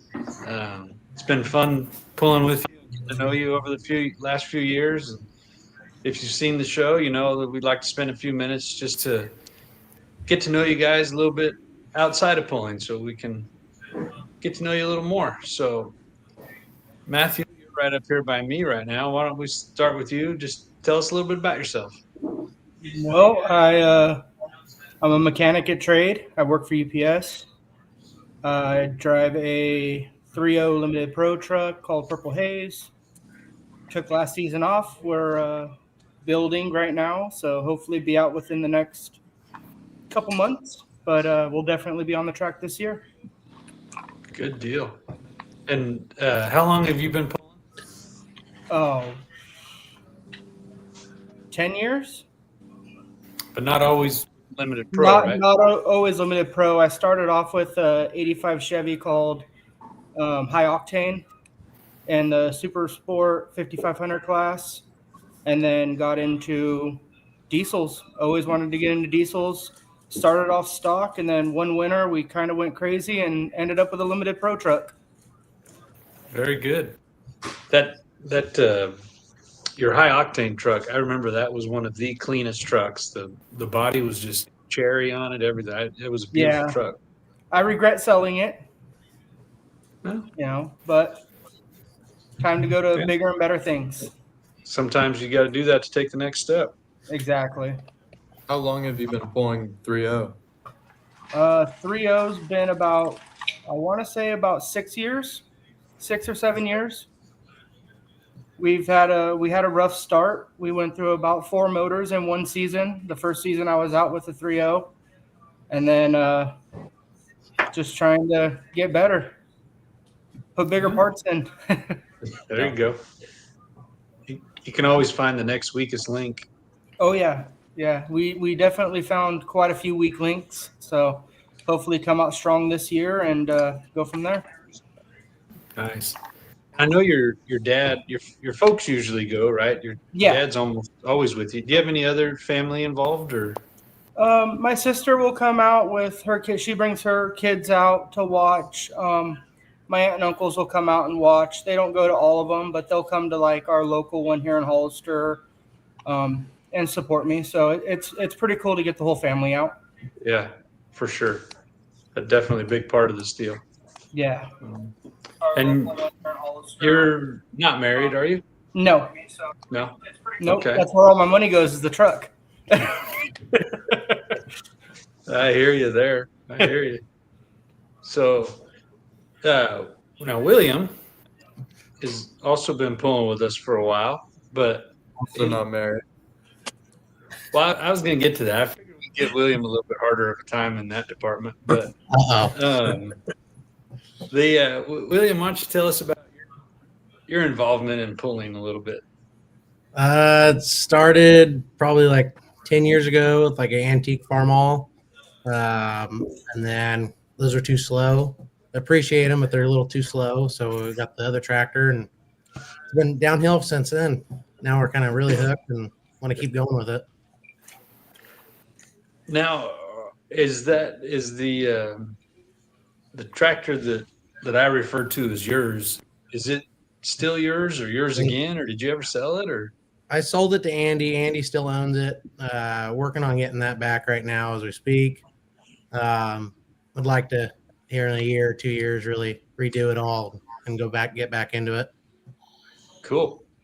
That's exciting. I hope so. Well, yeah. Hey, so what do you do? Like, you farm, or what takes up your days? A little of everything. Go from welding, working on trucks, farming, just whatever's there's something to do, I do it. Okay. Cool. And was James right on the money? Like, we got a wedding coming up, or what's going on there? Oh man, you guys are funny. No. We're working on it. We can't get back in the tractor yet. Yeah. Well, no, I think you've got a good one there. I think so. Yeah. I got to be good. That's I'm sure gonna my be tough, father-in-law though. is I on mean, here watching. What's that? I said I got to be good. I'm sure my father-in-law is on here watching. But how is that going to work? Like, when you're competing against your father-in-law, are you going to just throw it all out the window, don't give a shit? Or are you going to take it easy on him, or what? It's fair game. It's 50-50. Oh, nice. Damn, John. That could be fun. Cool. Well, you guys got any Willie, as questions? your friend, if you don't like her, don't get married. Okay, I'm just saying, if you don't like her, don't get married. It's a long She's time. listening. It's a long time. Well, I'm just saying, if you don't like her, don't get married. I mean, you said you did. But you said do something. I know you're being sarcastic, but I just want to point that out. You end up like the one Kevin Massetti. People didn't even know he was married. So. Yeah, but she's great. Yeah. No, I know. Right. I'm just In giving you fairness, crap. people like Amanda more than Kevin. So Well, it's not. It's way easy like Amanda more than Kevin. Let's be real. Yeah, that's true. People like my wife more than they like me. Her name's Sarah, so it's all good. Yeah. That happens to the best of us, really. It works that way usually. Yep. Yeah. Yep. Well, Steve, Kev, you guys got any questions for these guys? Hey, or William. anything? Yes, sir. William, I want you to ask Orsini one question. It can be anything because this is Massetti After Dark. Oh, shit. Uh-oh. What do you want me to ask? Whatever Anything. you want. Anything. Oh, You got to ask Orsetti, and I have a feeling I know what's coming next. I have no clue. I honestly don't know what to say.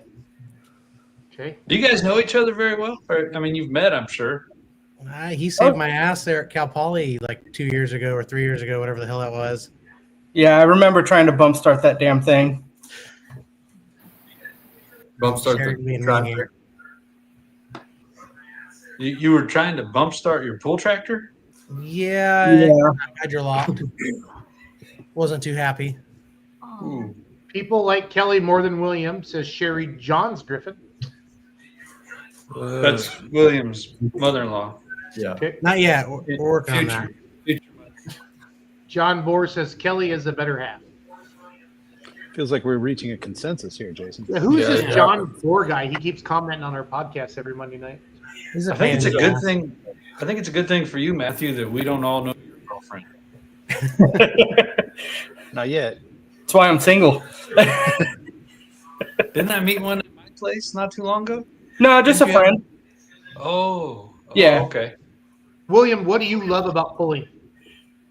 As far as sitting in the seat, just the adrenaline rush. I mean, when you're watching it, just everybody's, adrenaline, the competition, just everything like that. Matt, what about you? What makes you do this crazy sport we love? Honestly, the people. You come into a sport and everybody treats you like family. No matter what you're pulling, it doesn't matter what class you're in. There's always somebody out there lending you a hand. Yeah. Nice. Very, very true. William, what do you love about pulling with MLM Motorsports? How organized it is, how smooth it rolls. You're treated like a somebody. It's just a good family event. It's a very smooth, well-organized event. Good deal. Matthew, what do you love about MLM? Very well organized, awesome tracks, awesome venues. Just the people in general, the Massetti family. They've always, been great to my family. So they're just all around great people. Awesome. Matt, why don't Thanks, you guys. tell us William, a little bit about favorite rap that. song? What's your favorite rap song, William? I honestly couldn't even tell you. Don't listen to that. Matthew, favorite rap song? I don't have any favorite songs. I listen to everything. So William, favorite country song? She thinks my tractor's sexy. How's that? That a boy. That a boy. That a boy. Good one. William, where do you take your future wife out for supper when you want more than just kisses?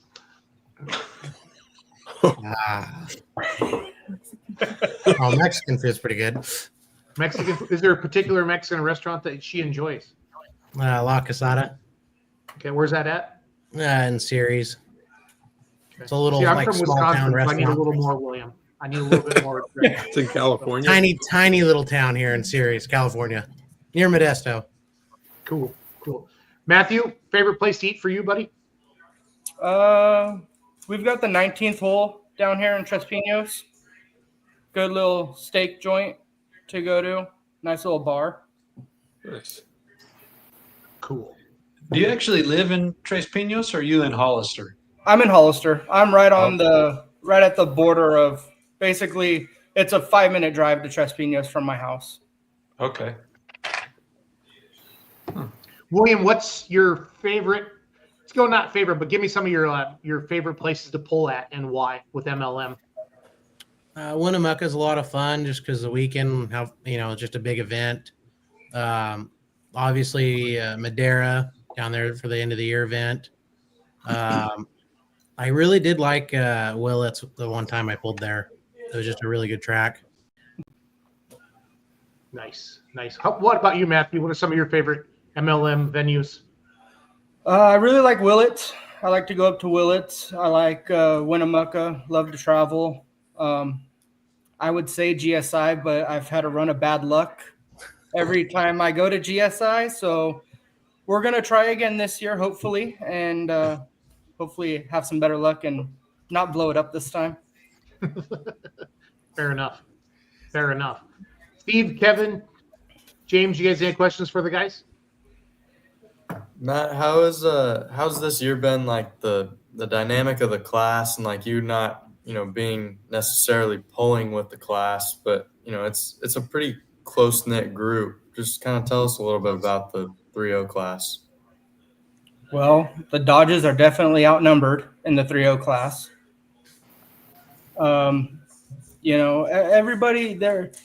Everybody's making big changes, and it's tough to keep up, but just to see everybody come together, we have our own little group chat, and everybody's there to help. So it's pretty great to have people to lean on that are in the same class as you to run questions through and find out what's going on next. Yeah, well said. You guys definitely have a tight group. It's neat to see, and that the competition in that class is outrageous. Yeah. A lot of shit talking, but it's all fun and games. I mean, that comes with the territory. Oh, yeah. My question wasn't going to be about pulling at all. I was going to ask these guys either what they're drinking or what they normally like to drink. Vodka Red Bull. Attaboy. Hillbillies. There we go. Good. So they obviously know you can drink on this show. Yes. Yeah. Well, if nobody has any other questions, I think maybe we start what we're all here for. Well, I have a special announcement. Kevin and I, we're not gay. We're not coming out of the closet, but we are excited to announce that Kevin Massetti. Have you named Pinky yet, Kev? Does she have a name, or he? Your little pony, I got you. I did come up with a funny name the other day, but I can't remember it. Jesus Christ. Well, Kevin and I are going professional hobby horse racing, and I need to share the video just in case you guys don't believe me. But here we go. So. Hobby horse, huh? I cannot wait to see this. For real? This is a whole thing. That one's got a tail. You guys are going to be so good at this. I can already see Kevin. Holy shit! Yeah, I can do that. Somebody's gonna eat shit on that deal. Oh, she cleared it. There's no way she cleared that. How the hell they do that with that thing that's stick between their legs? What the hell is going on there? This is a legit thing, you guys. Oh, we're doing this is going to happen. So when's your first event? A ribbon. We're currently in training. Training. It takes time. Kevin's gonna go on a diet. We're gonna get him one of them water suits, and he's gonna lose a few pounds. He'll start stretching out, and he'll start more jumping jacks, and it's fun. Yes. I actually found some, Kevin. They look just like the one that you beat Melanesia with. So it's all good.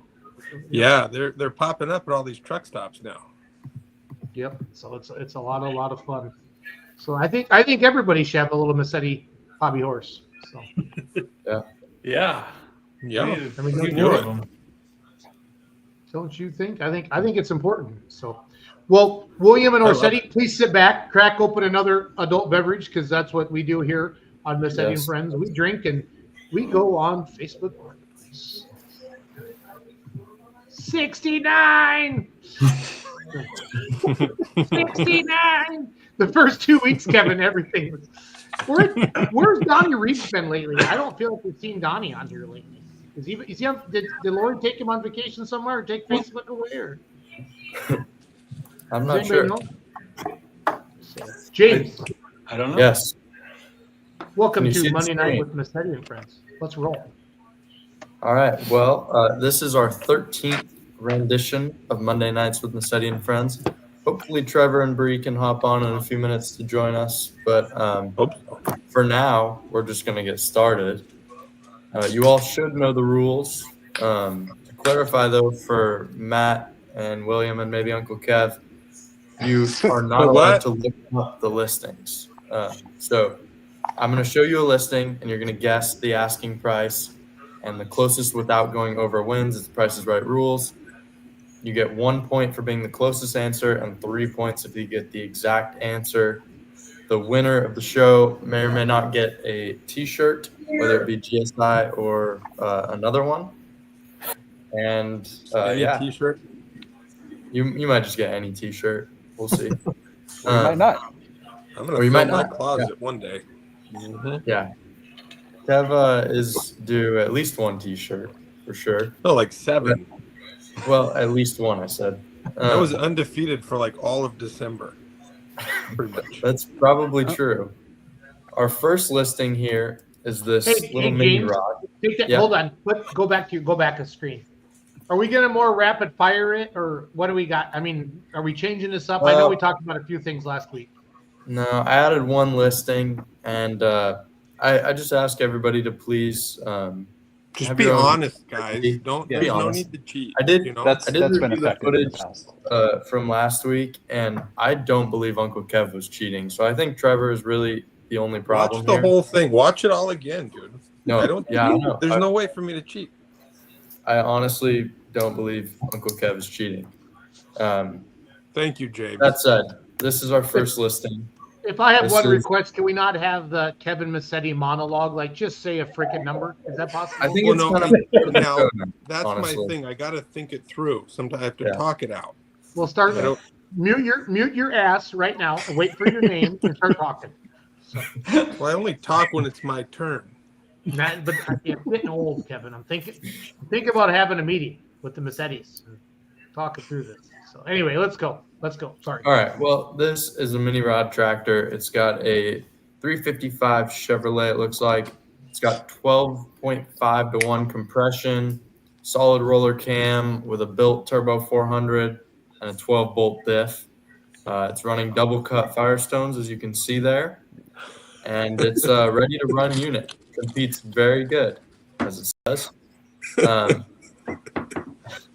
Kev, where's it from, James? James, is there a state listed? I am not. I'm no longer going to provide the location because I think that's the way people choose.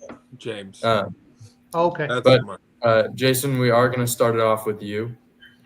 17,000. 17 grand. Gotcha. And Dad? 23,000. 23,000. All right, we'll go to our first guest, Matthew Orsetti. 26,000. See, Kevin, look how easy this is. James says your name and somebody says a number.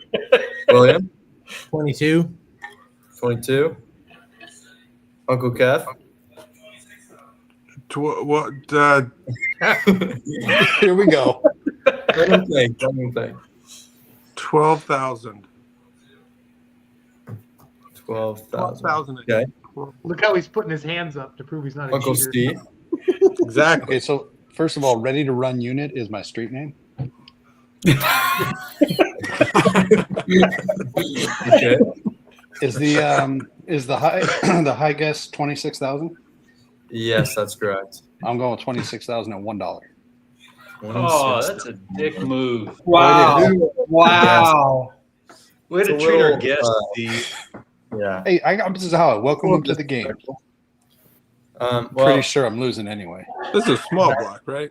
I This is have 355. Trev and Bree written down here, but they are not with us, so they're going to lose out on this round. They were going to the say correct 150,000. 12.5. Yeah. Would you believe it? Uncle Kev just $500 off with a guess of 12,000.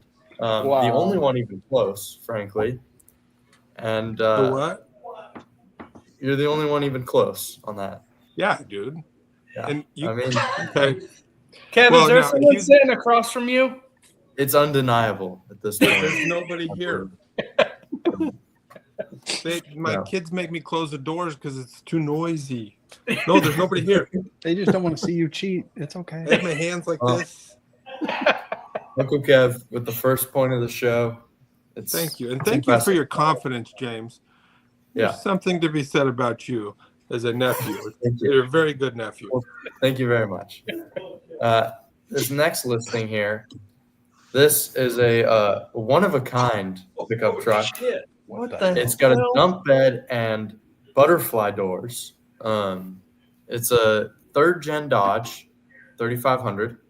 I believe it's a Hemi. Yeah, it's a Hemi.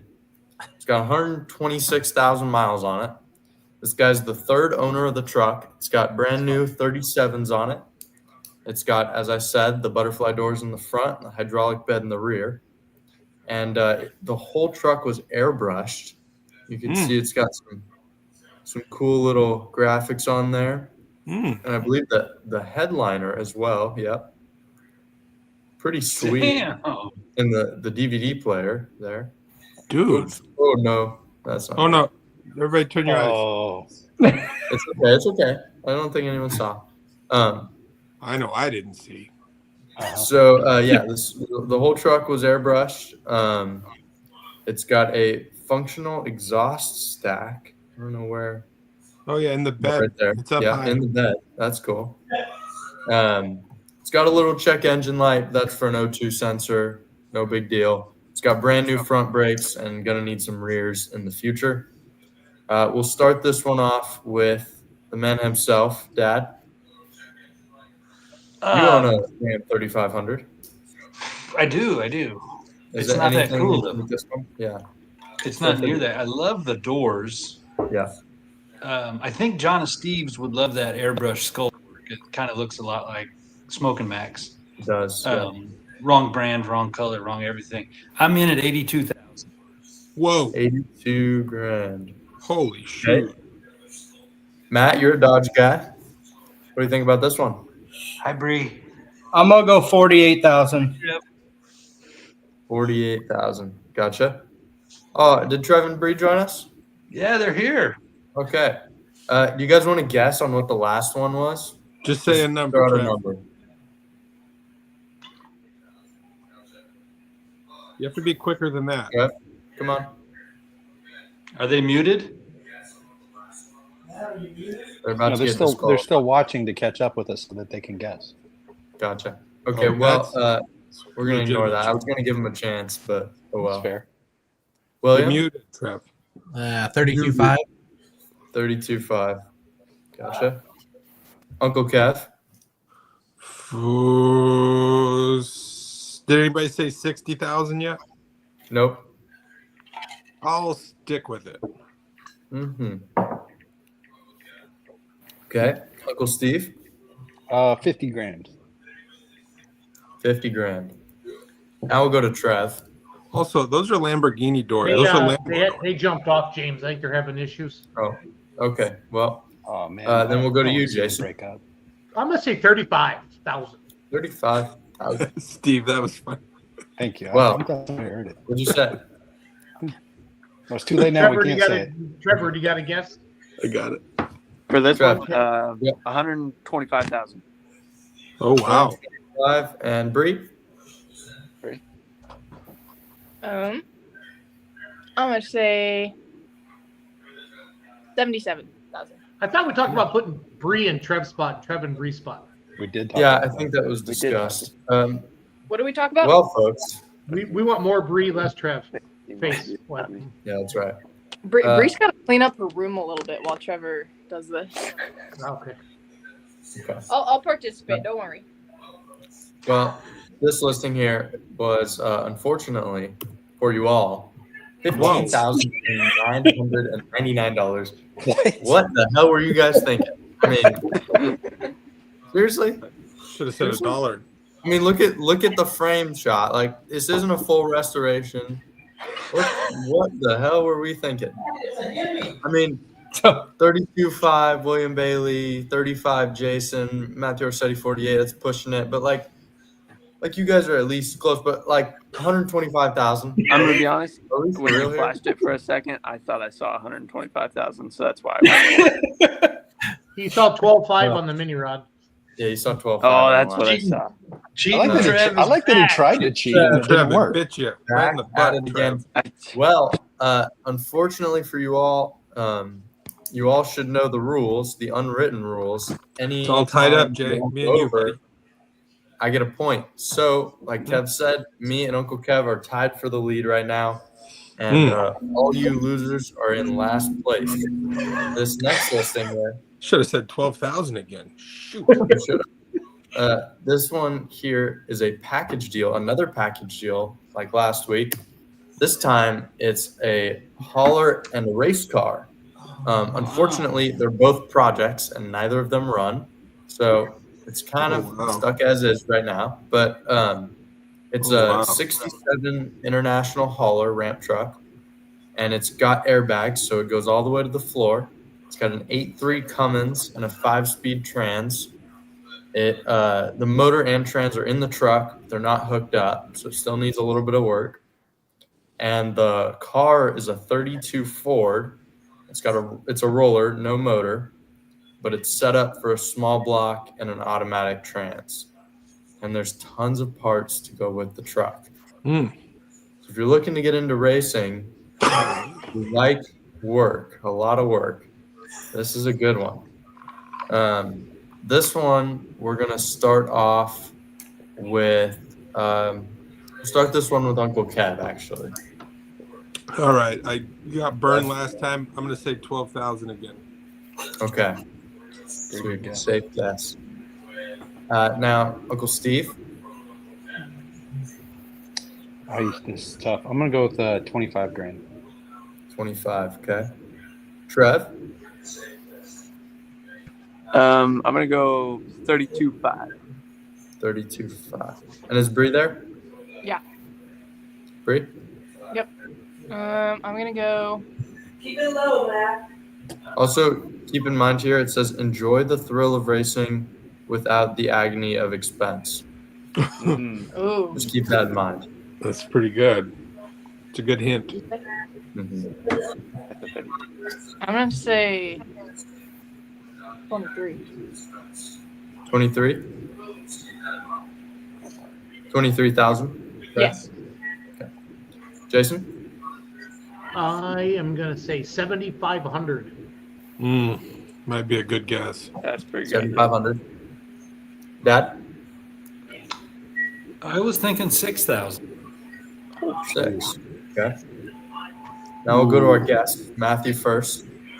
I'm gonna go 8,000. 8,000. And Mr. Bailey. 10 even. 10. Oh, we're all thinking low. Well, this one is actually 88. Just to Matthew Orsetti. Dang it. Nice What a work. good guess. Jason, you really brought it back there for everyone.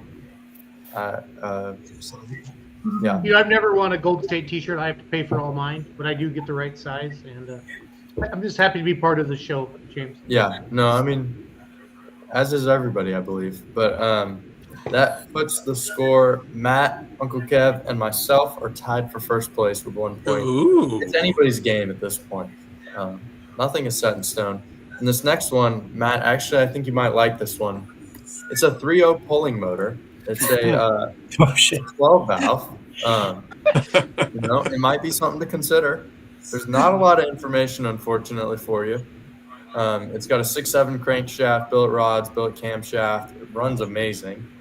And the guy's selling it because he wants to upgrade classes. It comes with the 3.0 turbo. but it does not come with the injection pump. So, just something to consider. We'll see what the price is if it fits you. So, Matt, why don't you go first on this one? I'm gonna throw out 16,000. 16,000. Gotcha. William? 25,000. 25. Uncle Kev? 20,000. 20. Okay. Uncle Steve? Jesus Christ, I don't know, man. 17. 17? Yep, 17.5. 17.5. Trev? We'll go 11,000. Okay, 11. Bree? 14. 14. Jason? 35,000. 30. Whoa. And Dad? You're the last guest here. Did anybody say 25,000? William Bailey did. I'll allow you to go the same though if you'd like. 25,000. 25. Well, unfortunately, that didn't matter. It's actually Bree with 14,000 getting it. Matt was first guess, very impressive, only 1,000 off. It was a very close guess. But the point goes to Bree. Wow, Bree, way to go, lady. That's my first point. Nice. Very impressive. Very impressive. Like ever. Ever. So, well, it's a good start. You're tied for first. Yes. Somebody have their volume on or something? What's going on? Yeah, somebody's got it on in the background somewhere. That's all right. Well, this one was kind of catered towards Matt, as you know. So I figured I'd cater the next one more to Will. So here is an Wow.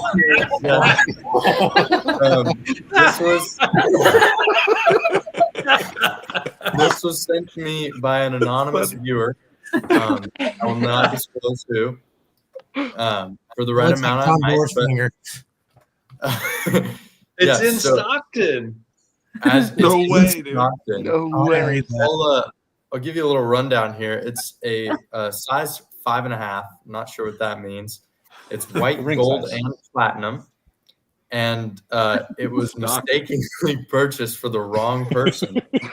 Guys, glad he dodged that bullet years ago, but now he'd like some of his money back, please. LOL. And I figured it was fitting to give the location for this one. So this one's in Stockton. Rather convenient for some of us listening, but anyways, it's a really nice set.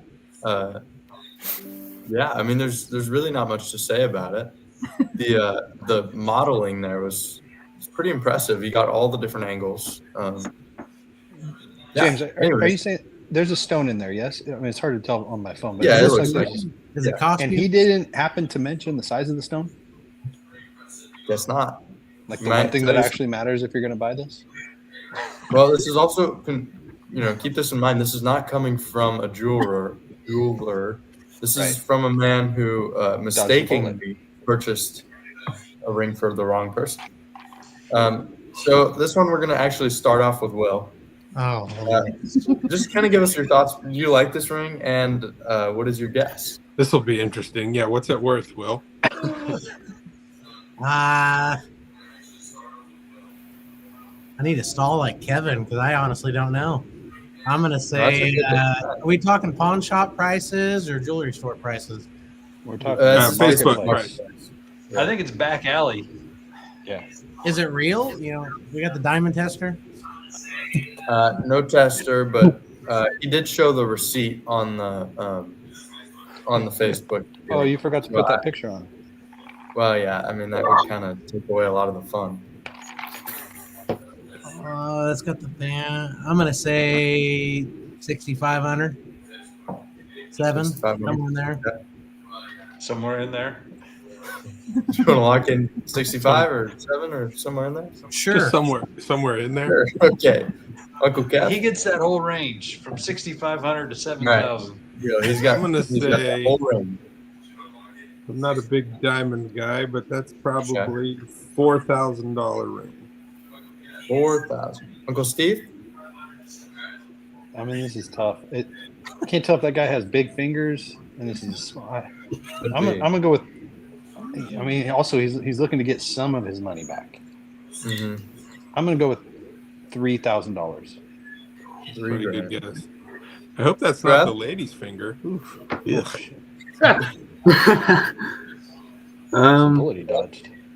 I'm gonna go 3,500. 3,500. And Bree, the only lady with us tonight. I'm gonna say 23. Ooh. 23. Ooh, low. She probably knows. Bree, 100 or 1,000? 100. Jason? $1. $1. Oh, he might want to get rid of it. Dad? I'm gonna say 2,000. 2,000. Matt, you're the last guest here. Just kind of walk us through your answer. What made you come to it? I have no idea. I'm just gonna say 2,800. 2,800. Gotcha. Well, everybody, great news for William and Uncle Kev. It's $4,000. No way. Wow. It's pretty unbelievable. Uncle Kev with the dead-on guess. Really? That's for Uncle Kev. This one that's not far off of What? like a good guess. It's between 2,000 and 7,000. So, Well, you were the second guess. I'm saying you guys haven't bought a lot of rings. Oh, have you? Okay. So you have? Just the one. Yeah. Hey, I mean, Which was much more expensive than this one, by the way. well, I don't believe he was cheating. $4,000, the correct answer. Very impressive. That puts Uncle Kev far and away in the lead with 4 I'll take points, it. compared to Matt, Bree, and myself in second place with 1 point. Luckily, though, we do have 3 more listings, so it could easily. It's anyone's change. game. It's anyone's game. Not really, but could be. This next one here is a Oh God. little. I don't know. I wouldn't call it a trans, but it's something close. It's a Fiat boat. It's a limited edition. It's the most elegant day cruiser, luxury tender, and toy. It's Italy's most popular car turned into a boat with an 80 horsepower 4-stroke engine, brought to you by Car Offshore Startup and Bella Vita Yachting. It's the second of its kind, and it's on display in the U.S. It's unit 32 out of 500 with a red gel coat paint. That makes it sound like it's the 32nd of its kind, you know? That's kind of what I was thinking too, but maybe it's the second of its kind on display. Oh, so there's already one on display in the U.S. Ooh. It's possible. What's this one? Who really knows? As you can see, though, very nice luxury red white interior. Got digital dash and display there. It's pretty cool. Got functioning headlights. Definitely one of 500. We're gonna start this one off with Uncle Steve. What do you think about this yacht boat? Well, first of all, I think it's ridiculous. I also have no idea how to price something like this. I'm going to come in at 18 grand, and nobody should rely on that to guess because I have no idea. That sounds like a man who knows a Fiat boat and is trying to draw one off his trail. Trev? I think it was low. It's a 2023. This sounds I'm like not sure the year matters, bro. He's cheating. I'm watching him cheat right now. He always does this. He always does right this. now. Go ahead, Trev. I'm trying to pull Trevor, John put your Stewart fingers here. on your forehead. Do this. Fingers are on my forehead. Trev, go ahead. Same for you. Bree, put your fingers on my forehead. It's like they're getting held up.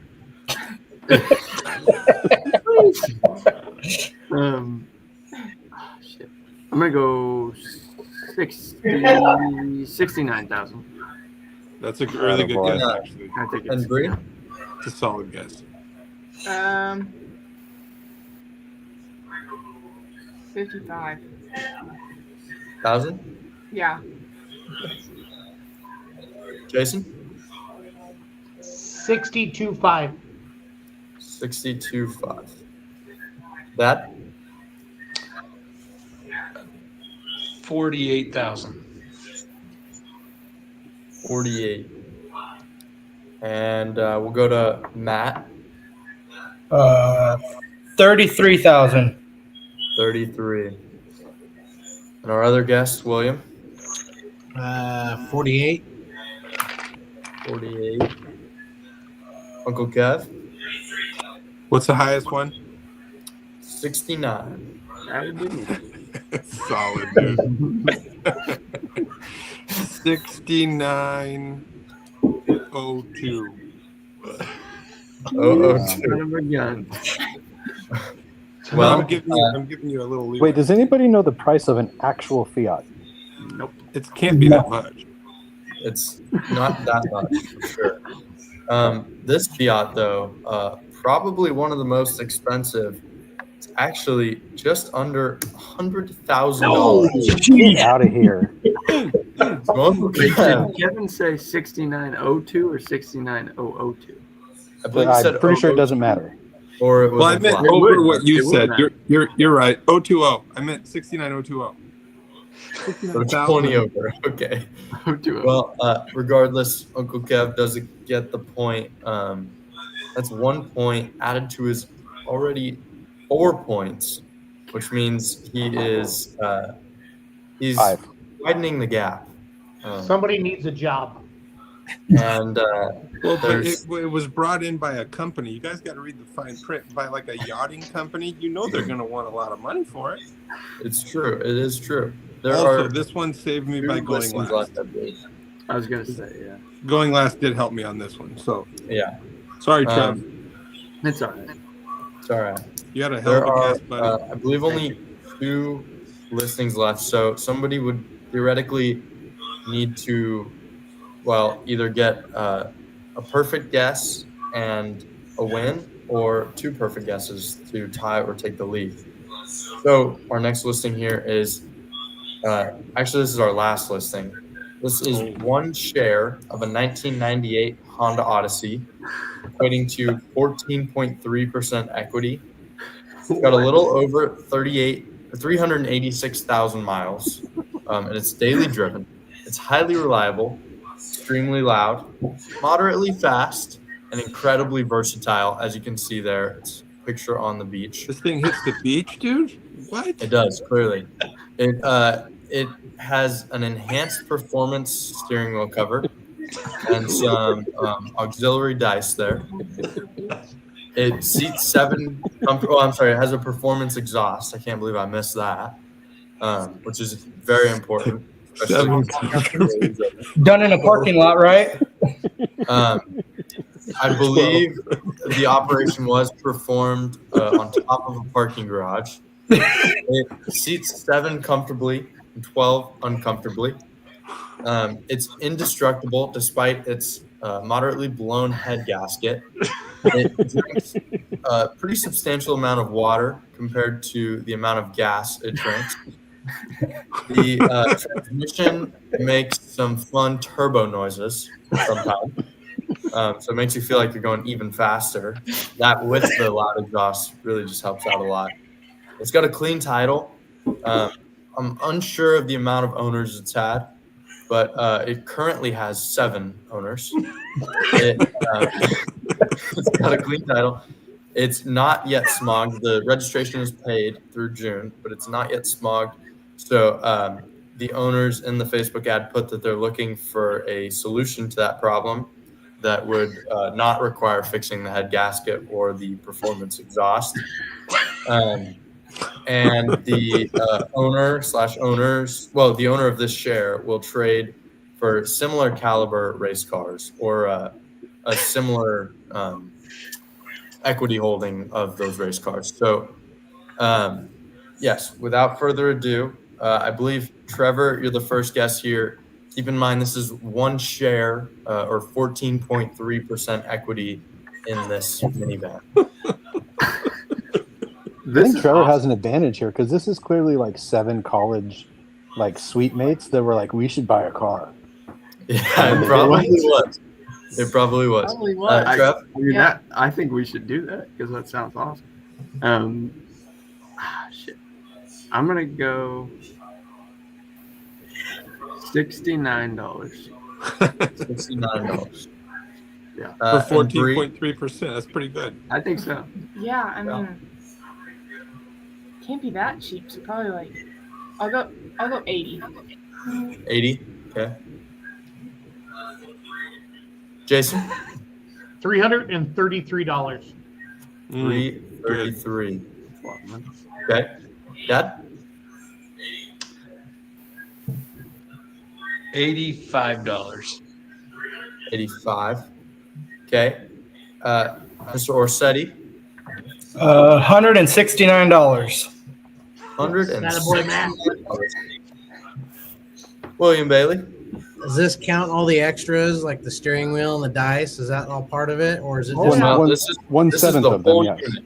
This is 1/7 of the whole unit, and keep in mind this is the listing price, the current listing price. $72 and a bottle of Iron Tight for the head gasket. Okay, good. Uncle Kev? A bottle of Tito's and a 36-pack of Coors Light. I'm still waiting on my bottle, Kevin. That's what it's worth. For 14%, hell yeah, I'll go in that. Yes. Uncle Steve, you're the last guest. Tell me, would you own one of these minivans, or would you consider purchasing it? Have you owned one of these minivans? There's a way I would consider this, yeah, but it was literally as a college kid because my buddies and I were looking at buying a $500 car, and we were just going to cut the top off of it, like not make it convertible. No shit. Literally cut the top off of it. But I feel like they should have done that here. Guys? Yeah, they missed an opportunity. They should have made this sucker top. Well, whoever owns it is not done with it, to be clear. Right. Yeah, they're waiting for that extra share. That's a fair point. But I also feel like the guy might be trying to be funny. Like he might list this thing for $43,000. That is not my guess. That's true. That is true. Like somebody could be going for a joke here. If I think about what it's really worth, I mean, a couple $100 is tops. But what's the highest bid that we have right now? Per share, it's $333. That's Jason. I don't want to do Jason dirty like that. I'm gonna bump that up because I don't want to try to screw Jason. I'm gonna go with 500. Give him some space. Okay, 500. And it is not worth that. Okay. The whole car might be worth that. Yes. Well, before we go to find the actual value, I found this individual's phone number. And I'd like to maybe, if we can have a conversation, let's not ask the price, but let's just see if we can find out any more hints. Jason, can you make the phone call? Yep, give me a second. Tell me when you're ready. I got the phone number. We're going to be able to find out if it is. Please go. Yep, go ahead. College kids. 510-989-5573.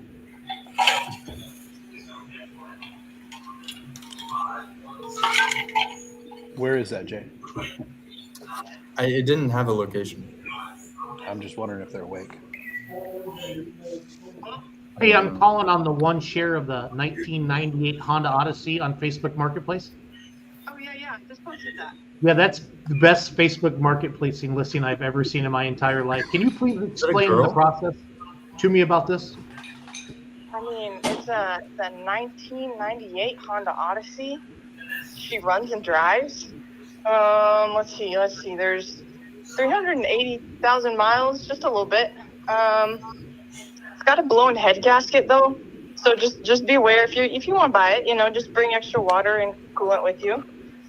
It's got great paint, loud as hell. It jumps well. How does it jumps well? Yeah. Tested. Where's it how located? does one come up with an idea? So we get together with our college buddies on Monday nights. We get drunk and we call people on Facebook Marketplace. And you happen to be our first call tonight. How did you come up with this? Because you sound like somebody, you'd be a lot of fun. I am. Guys, what do you got here? Answer. That was a complete answer. We don't need more. You guys, any more questions? Where's it located? Where is it located at, ma'am? It's actually it's in do you know San Luis Obispo? Oh, it's one of you Cal Poly kids. Guys, I can go pick this up right now. I do go there. You do go to Cal Poly. Yeah. Do you know Trevor Massetti? That name sounds familiar. Yeah, he's in a club where well, I can't say it, but it's a special club. Oh yeah? What type of club? Maybe I could join.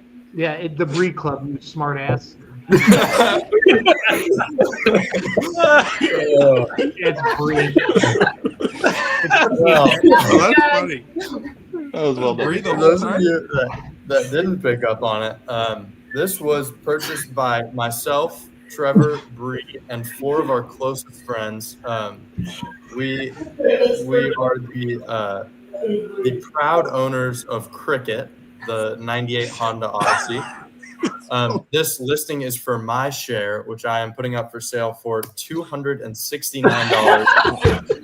Gives the win to Matthew Orsetti with the guess of $169. Very, very close. Second place goes to the Tito's and Coors Light because I'd probably take that too. But yes, this is our Honda Odyssey that we purchased at about 9 o'clock on Saturday. And everything in this listing is 100% accurate. Uncle Steve, I literally have been talking about cutting the top off to make this. It's the right choice, James. It is 100% the right choice. It is literally exactly everything. And also said. to add to it, it obviously is only tagged in to June of 2024, I believe, because it has not been smogged. So there's no current registration on it. We just took it downtown to go axe throwing with some friends, and we passed I think 7 cops. 7 cop cars on the way, and didn't get caught. So yeah, it's good.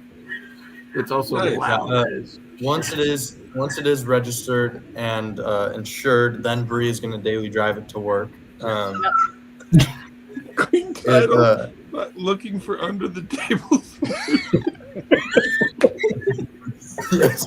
No, that is still accurate. If any audience member owns a smog shop and wants to do a 100% legit smog of this vehicle, please text me. Guys, I have never heard of a smog shop. What are you guys talking about? Oh, yeah, God. California. You guys don't have to smog your vehicles? Wait, he's serious. Yeah, I'm You very don't serious. smog your vehicles? to Jason. No, I'm super pissed because I read on Facebook, and I don't know if it's true or not. I was going to ask you tonight. They stopped like 60 Oregon fire trucks in like Sacramento because they weren't smogged. I saw that. Is that true? I've read that too. I don't know if it's true or not. Yeah, but then I heard that it was a safety check. They didn't actually have to check for emissions, which would be hilarious if they were checking for emissions. Shit's on fire, and you're worried about I don't think that's up 100% the environment. true. You're worried about that. So That might have been one of those fake news deals, but it's bad if it is. But I don't think that's true. I think I need my resident fire department, John Bohr, to get on here with the old Code 3 and tell me if that's true or not. So, hey, who has video? Who has video of this of Cricket Yeah, that's jumping? what I was gonna say. Oh, I've got it. Here, let's go off of the screen share here. And if you don't mind, I'll. Well, if you send it to Jason, he can. He'll share it. Oh, that's better. Okay. Facebook Messenger, James, please. Sure thing. But yes. Anyways, this it's a great van. It But also, I pretty much nailed exactly how it worked out. Oh, you A bunch 100 of college kids got together and bought. College kids, perfect. I mean, it's the right thing for you guys to have done, and cutting the roof off is the next right thing for you to do. Yes, no, 100%. That's what I said. The only problem is it only has a home outside right now. Yeah. Which kind of would be problematic. It's not that bad. Right now it is parked in my parking garage under my permit. True. Oh, well then we're fine.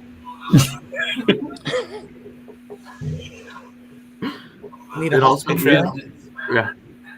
Did you end up getting that little rear end? Yeah. Oh, good.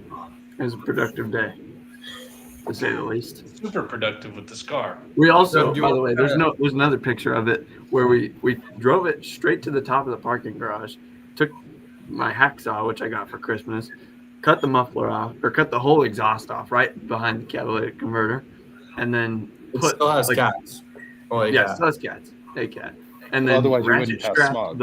Ratchet strapped the entire exhaust to the roof of the car, and drove it around, and took it out to like a field where we know we could stash it, and now it's there.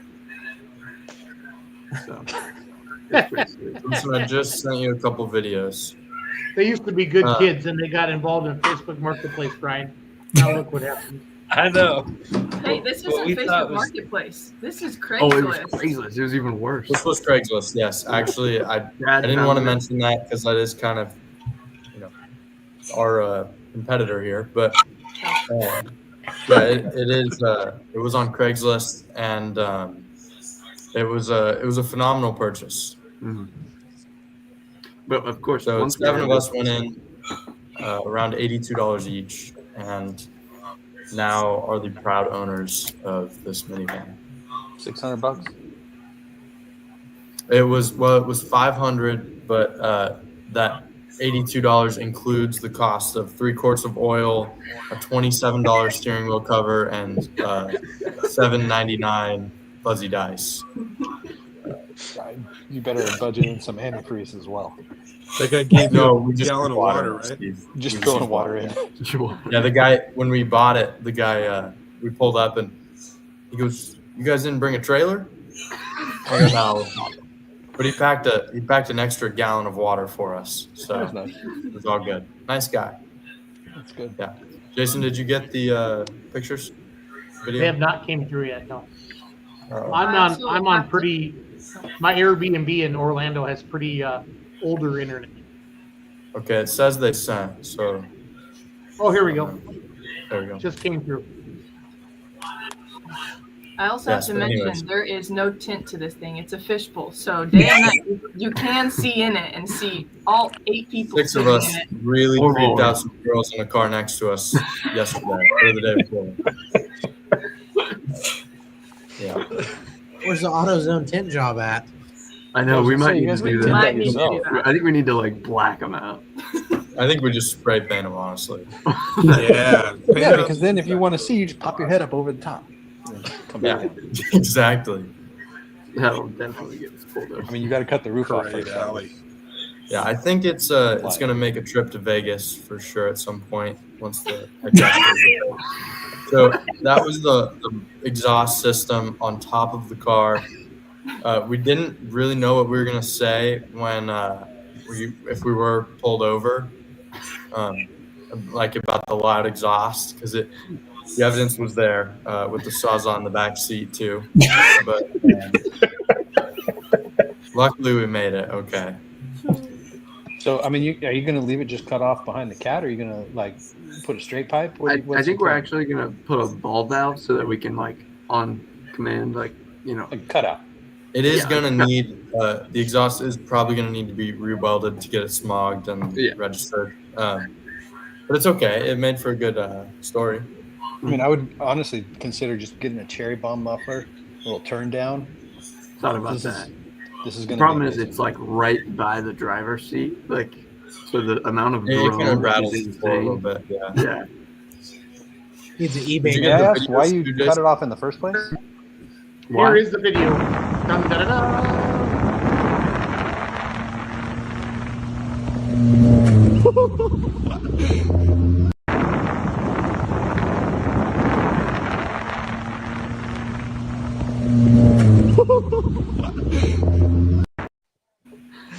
It doesn't look like it, but we are I going don't 40 miles think- an hour to hit that jump. I don't think I would call that a jump. I would think you. No, it was more of a full hop. We kept getting stuck in the sand, so we didn't get very far. why. And then You need paddles. Yes. yeah, we do need paddles. Paddle wheels on the Funny front. story. Yes. Let's hope no Pismo Dunes state troopers are watching right now. They're too late if they are. Yeah, that's true. Pismo Dunes? Maybe this may be an admission of guilt or something, but so we kind of were going out. There's Jason for those of you that don't know, there's a beach called Pismo, real close to San Luis Obispo, and they let you drive vehicles on a certain section of it.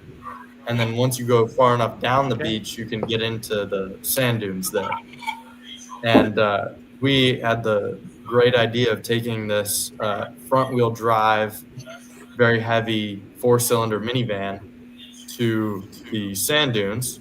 So we loaded up with two tow vehicles, just in case. And we kind of went out. It's a big 15-mile speed limit beach until you get into the dunes. But we never made it into the dunes because she got stuck a couple times. So then we kind of backed her up, and you kind of had to stay in like second gear on the limiter to keep her out of the sand. We found a nice hard spot, little section, and there were troopers kind of going, like, or rangers, I guess, going like back and forth. So we had to like keep a good lookout. But you could do theoretically donuts, reverse donuts, hops, whatever you want to call it, e-brake drifts, theoretically, in this little hard area of the beach. So we're probably there for maybe an hour or so, just taking turns driving, whatever, just, having a good time. And then literally as we're leaving, Brandon, who he goes out first. Trevor follows in the minivan, and then I follow in my truck a little ways behind. And a ranger's coming the opposite direction and cuts like directly behind the minivan. That's all of us. That's actually not the 7 shareholders, but it's 6 shareholders there, and I would say a partial share owner. The equity's not really split up quite right yet, but yeah. So anyways, we're going out, and the ranger cuts like directly behind the minivan and like signals for me to roll down the window of my truck.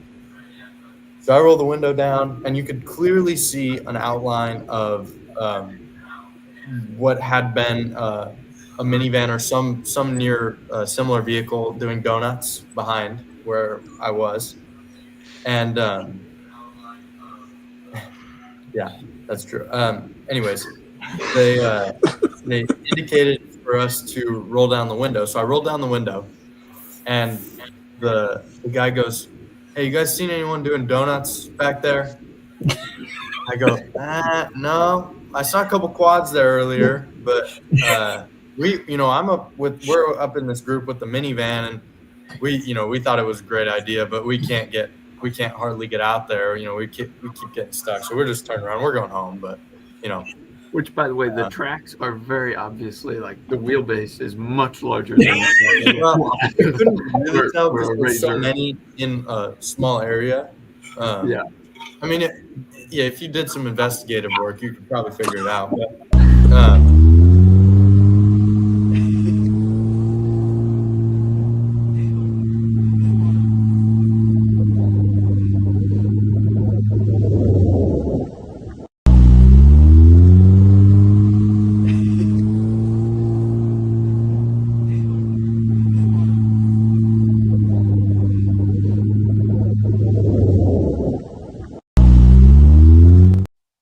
frequently due to the blown head gasket, but it doesn't really overheat that much, so it's not that bad.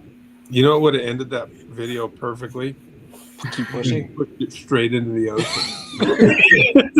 Thought about that.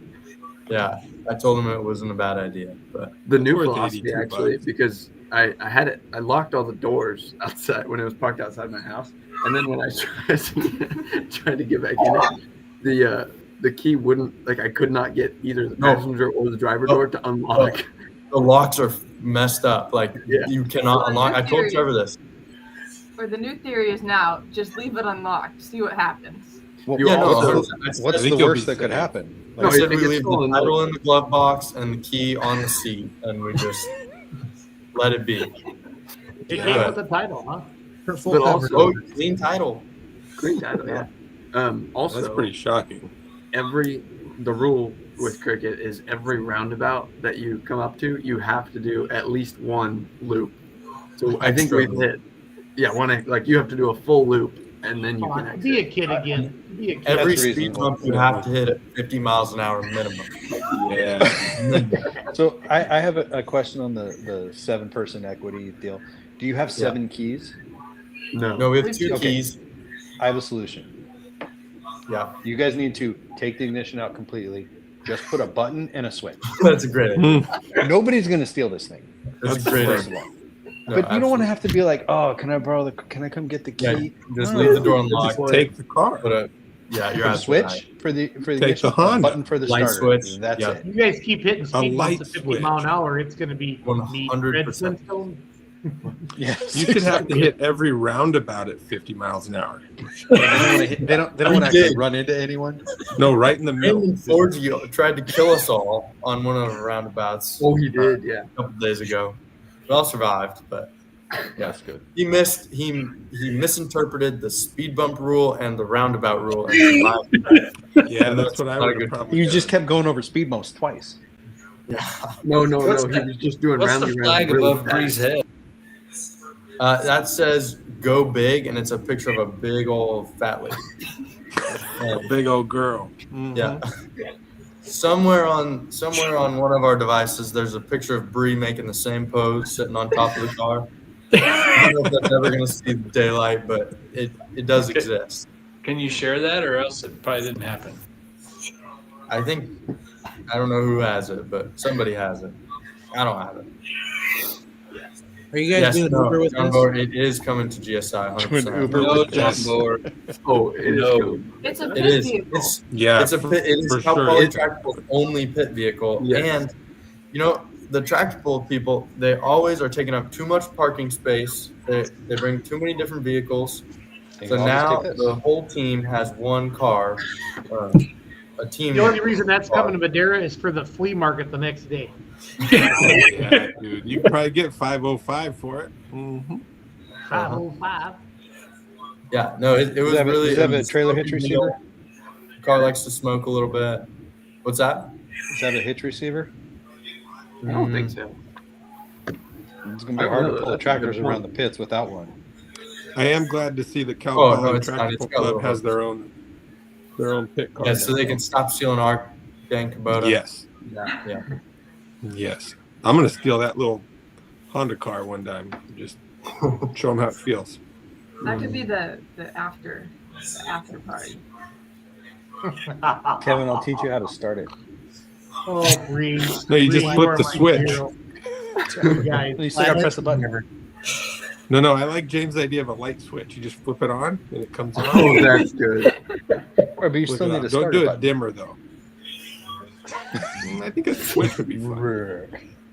Oh, goodness. There it is. There you go. Oh, there she is. Turns out it didn't happen.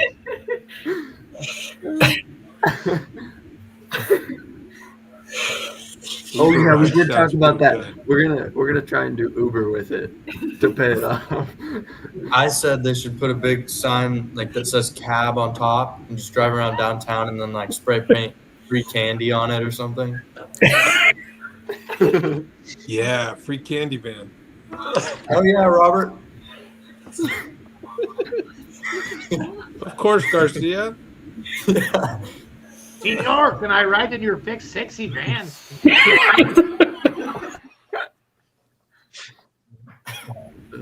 Welcome, of course. You got home last night, James, right? Yeah. And he comes telling us about the car, and he says you can just walk by and kick it. You walk by and kick the car, and nobody cares. That's a good Who the car. hell wants to kick a car? Well, Him, college kids. I feel like we all tried, but somewhere You we can't just failed. kick it. You can hit it 3 with of a the 7 baseball are our bat. kids. It's not gonna hurt it. My mom did say when we called her about this, she goes, we're trying to like look for a car for you, right? No need. Don't worry about it. I got They're this. taking too Found long. my own. Yeah. They're Everybody taking too long. pitched in. I told Bree's parents that there was just a group of 6 of us that we just felt bad. And Bree has to get to work. She's a hardworking woman and she needs an equally hardworking car, and that's where we have Cricket. Who came up with the name Cricket and why? The person who sold it to us, actually. The person who sold it. But as It I came was with a name? handed the keys, he goes, by the way, our nickname for it is Cricket, and it was just perfect. Yeah, no, it's good. The other name was suggested by Brad, which was Olga the Odyssey, which also fits. But It's also good, but it's unbeatable. Cricket's just, Brad couldn't be kind of a Cricket. legacy There's no name. two ways around it. Yeah, no, I like it. I just didn't think it came with a name. Yeah. Yeah, no, not many do. No. This one does. Well, that's all I have for this. Can this be like our first official purchase? I mean, I know it was not really Craigslist and not on the show. I can't. I am waiting for that lawnmower to come in. This can't count for that. We got to get back with Lonnie. Yeah. James, did Yeah, you Lonnie, consider they've been bringing this silent, they've been on quiet. as What's that? They've been quiet. I was wondering, did you consider, even though it wasn't Facebook Marketplace, bringing this on as an item on this segment of the show, or were you guys just like, fuck it, we're buying it? Well, okay, so I'll tell you the basics. Yeah, lots of special memories. Yeah. He didn't really tell you that, did he? Yeah. He said not that the child was Not the made, child but- part. Oh, no, I I kind of giggled. It was kind of implied. Not necessarily stated, but implied. So Steve, we were sitting around on Saturday. Yeah, Saturday. That's when these looking at things Trevor's usually sled happen. in the Cal Poly shop, and we needed another differential for the sled. So I think I said, or somebody said, we should go to a pick and pull. Yeah. Which is just fun, So we all went down south. We loaded up 2 vehicles with like 8 people, and we went Wait, down to this pick and where's pull. down south? What was the place? Oh, it was in Arroyo Grande, right? Yeah, it was in AG. That's So like, Yeah. no, Southwest, yeah, yeah. like 20 minutes. Yeah. So, anyways, we all went. We found this pick and pull.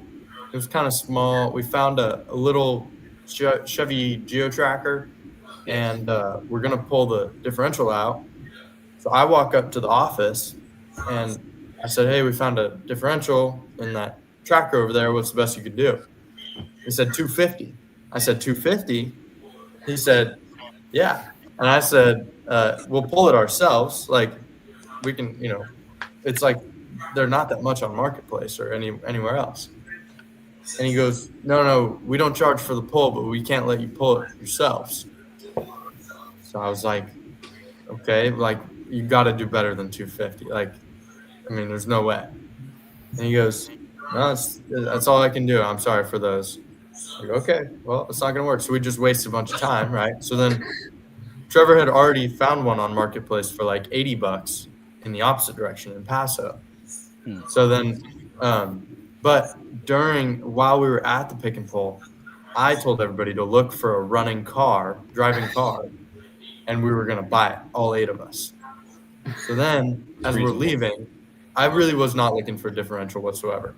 But anyways, we're leaving, and I told everybody, get on their phones and look for a car under $1,000 that we can just get. Ideally 2 cars, but realistically, just 1 car would work. Right. So we probably sent out 50 messages to various people. So Trevor, Bree, and their crew went up to Paso to get the diff, retrieve that differential. And me, Brad, John, and Hudson all scoured the internet, Facebook and Craigslist, and found cars under $1,000 that we could all purchase. So we found this Was this the minivan. first one you went to? This was the first one we looked at. This was like the third one we heard back from. Right. And we initially said like we're not gonna buy this. Blown head gasket's gonna overheat. It's gonna be like 15 minutes of fun. An hour all of of those waiting things to are cool true. down. Like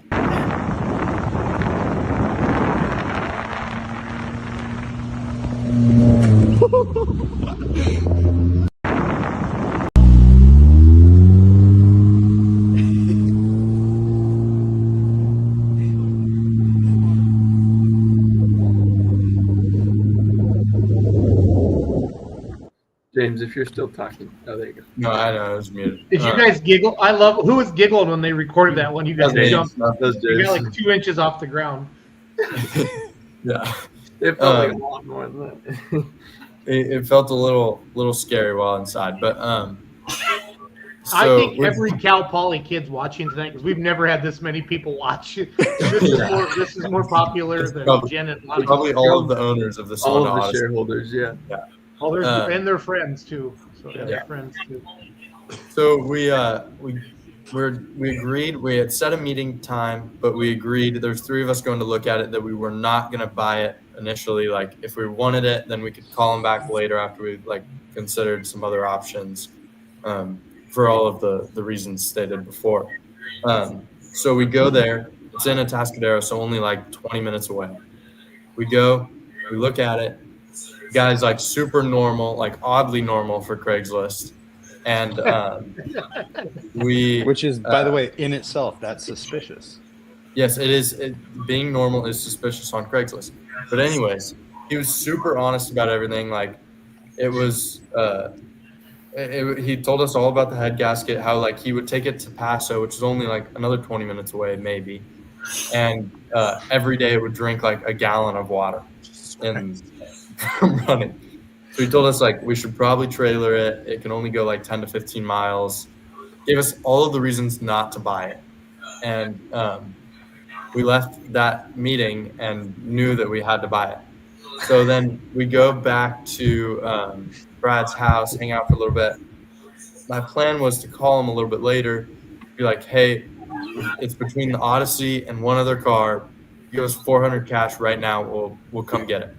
That's a good negotiating tactic. I like what you're doing there. Yeah, but then he didn't respond for probably like 2 or 3 hours, and we all got like scared. 3 days. It felt like 3 days. It felt forever because That's a good counter negotiating tactic. You guys play this extremely well, both of you. He had us completely, Steve, are you peeing? Yes. Steve, are you peeing? Yes. What's he doing? Anyways, so we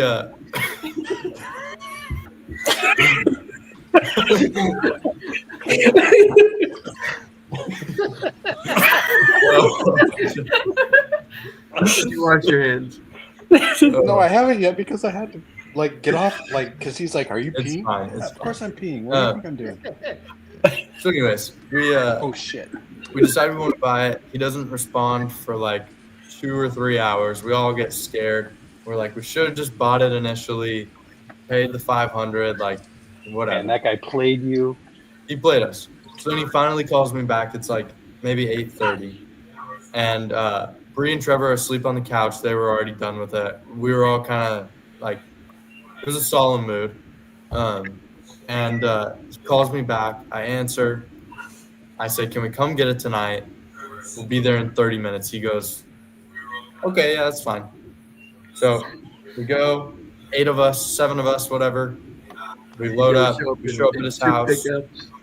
Two pickups full of people. Looked like we were going to rob the guy, but we didn't. We paid full price.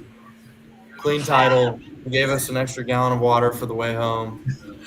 And she's been a reliable driver ever since. She's been daily driven since we bought it a few days ago. I think William needs to be part of this. He's going to need a family vehicle pretty soon. That's no. great point. That's a really great point. We just want a first gen. We don't need anything else. So normally when somebody buys a vehicle, like the level of fuel in the fuel tank isn't a deciding factor. But when you pay $500, it kind of is. Was it a full tank of gas? It was a quarter tank. Quarter tank. All right. Yeah, that's fair. What's a gallon of gas right now in California, guys? Over there, it's like 5 something. 5 something. It's like 5, I think. I don't know. I filled it up, and it was like a fifth of the cost of the fucking car. That's what I was getting.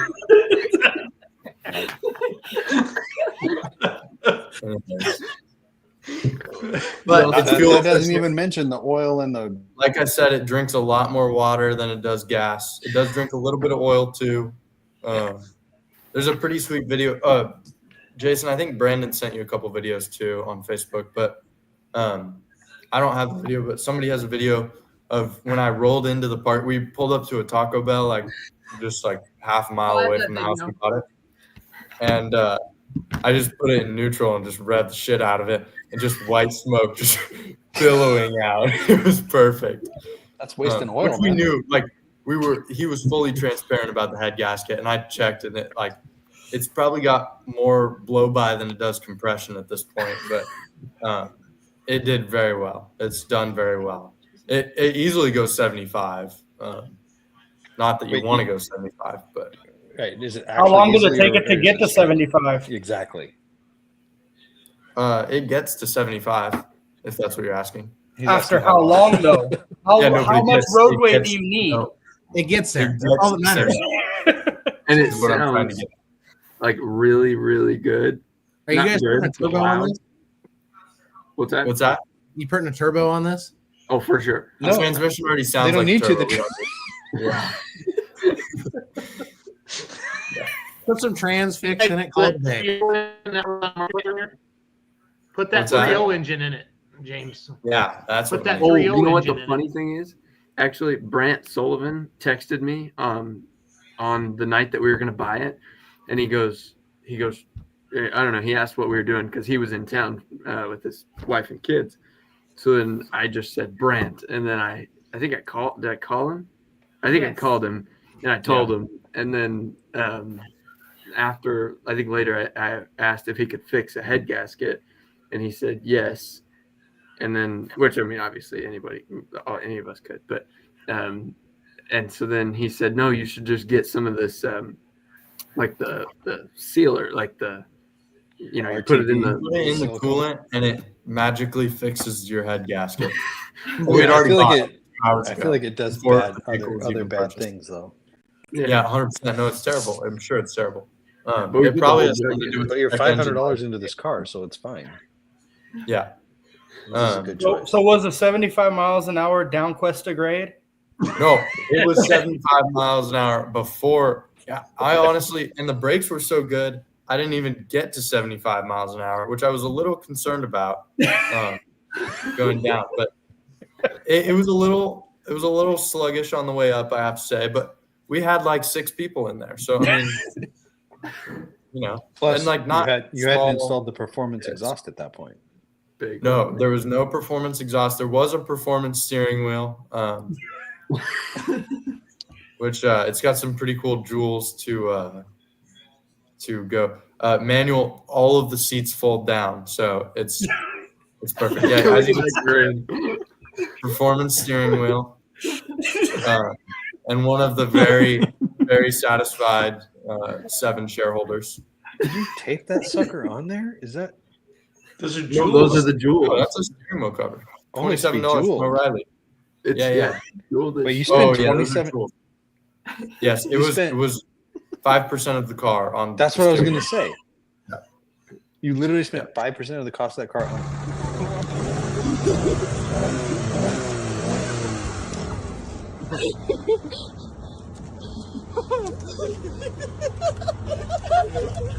It's actually trying to sit. Putting their seatbelts. Brad's As you laughing. can see.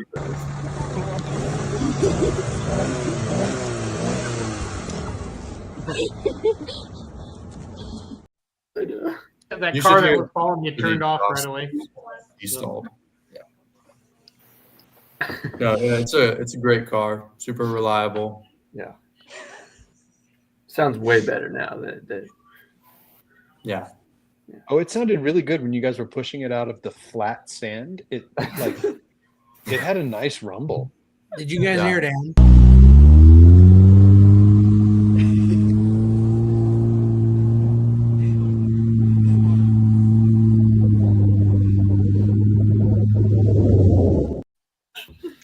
We aired those tires way down. Oh yeah, they were like PSI. Yes, we almost lost the beat on it. What is it red line at? 7,000. No, more than that. It's like 8,000, and it's hit it quite a few times. Okay, anyway, so this is going to be the first pass of his sled is going to be this Odyssey. Sled. Yep. We're going to see Well, which that's one actually breaks a pretty fair match. That Odyssey will not be alive. I know you guys. It is. No, you better hang on to it for a while. Breaks before the Either that or Odyssey. you better hustle on that sled. Oh yeah, both of those are gonna happen. Before the sled is done, I'm taking the Odyssey. I'm putting a lift kit and some off-road tires on it, and maybe a new head gasket. And we're pulling that sled all the way back home. James, are you insinuating that they make a lift kit for a Honda Odyssey? I'm gonna make a lift kit. For a Honda That's Odyssey. fair. Make one. Let's not call it a lift kit. Let's just say you're gonna lift it. Yeah. Okay. Is there Well, no I'm gonna kit make for my that? own kit. I might start selling them. Who knows? Yeah, they do That's make actually a one good either point. in Madeira I'm sure or they Cal make Poly. For sure. Yeah, I'm sure. You're gonna have to pull it in Also, reverse. That'd be I think bad. at one point we were at the gas station after the dunes, like filling the tires back up and stuff. And as we were rolling out, James like went like this through the window, which obviously means put it on the limiter. And so I was driving, and so I was rolling. Revved it a little bit. Huh? You just revved it a little bit. I don't think it hit the limit. Yeah, no, I didn't hit the limiter that time. Put it in neutral and like gave her some good revs. And there was a guy filling up his F-250 right next to James that did not appreciate it whatsoever. So he came out like all puffed up, and he was all like watching us as we drove out of the gas station parking lot. But I also forgot to mention the original seller as we were leaving started laughing, which might be a little indicator of something.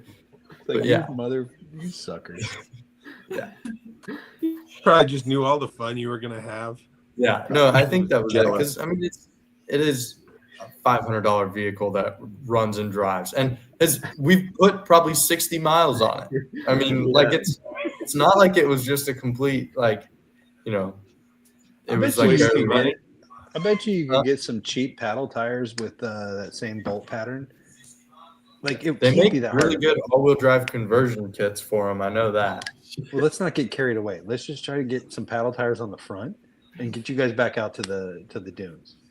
I'm worried $500. about I think you can do it. What's that? $500. I think you can find a set on Marketplace. Yeah. Well, but the problem is I feel like there's a point of diminishing return here where you we're past not that. going You're past that. We're not as a Yeah, when you bought the steering wheel cover. No, the steering wheel that's cover part of maybe the- dropped us a little bit, but we're still going. If Trevor puts a head gasket in it, he could sell it the next day for $800, guaranteed. Well, you probably get more than $800 for it, honestly, if you didn't have a blown head. we could double our money for sure. I think that's right. But You're not Trevor, going to. like Trevor, for when the you amount blown head of fun that gasket? we've already had, I would pay double the money. So I mean, why would we sell it? Is that before or after the convertible conversion? Yeah. See, imagine the amount of fun we're gonna have after it's a convertible. Okay, I mean, I'm right gonna now give it's you a already. little warning. Once you cut the roof off of it, the value of it is not going to maintain. Oh no, we got welded. The fun of it is going to go way up, but Yeah, the but value of it's going to go down. Yeah, We but they're only not gonna spent cut. $500. James, you're not gonna cut the roof off, though. I would imagine you're gonna blow it off from the inside. That's an with, idea. like, It's an idea. 80 mortars. No, because they can still dynamite. drive this thing. I mean, look, No, You can it's still drive it grinder, with that roof. sawzall. You're going to be fine. You just What we Hey, really listen. need is another beater vehicle. What's that stuff like I called? Tannerite? Yeah.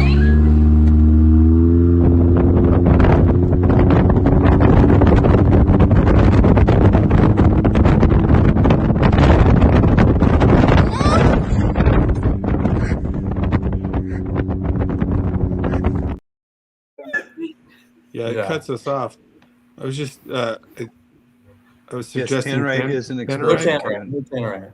If you put it in each one of those columns, that is something to consider, you Brandon. shoot it and you video it, you make a viral video is what they call them. Hey, listen, Brandon's making a very good point. That is a good point. That's the only reason we cut off this weekend, I think. Yeah. Okay, but I think I don't know about that, but just check if there's an actual member up there, a roll bar, leave it, cut around it.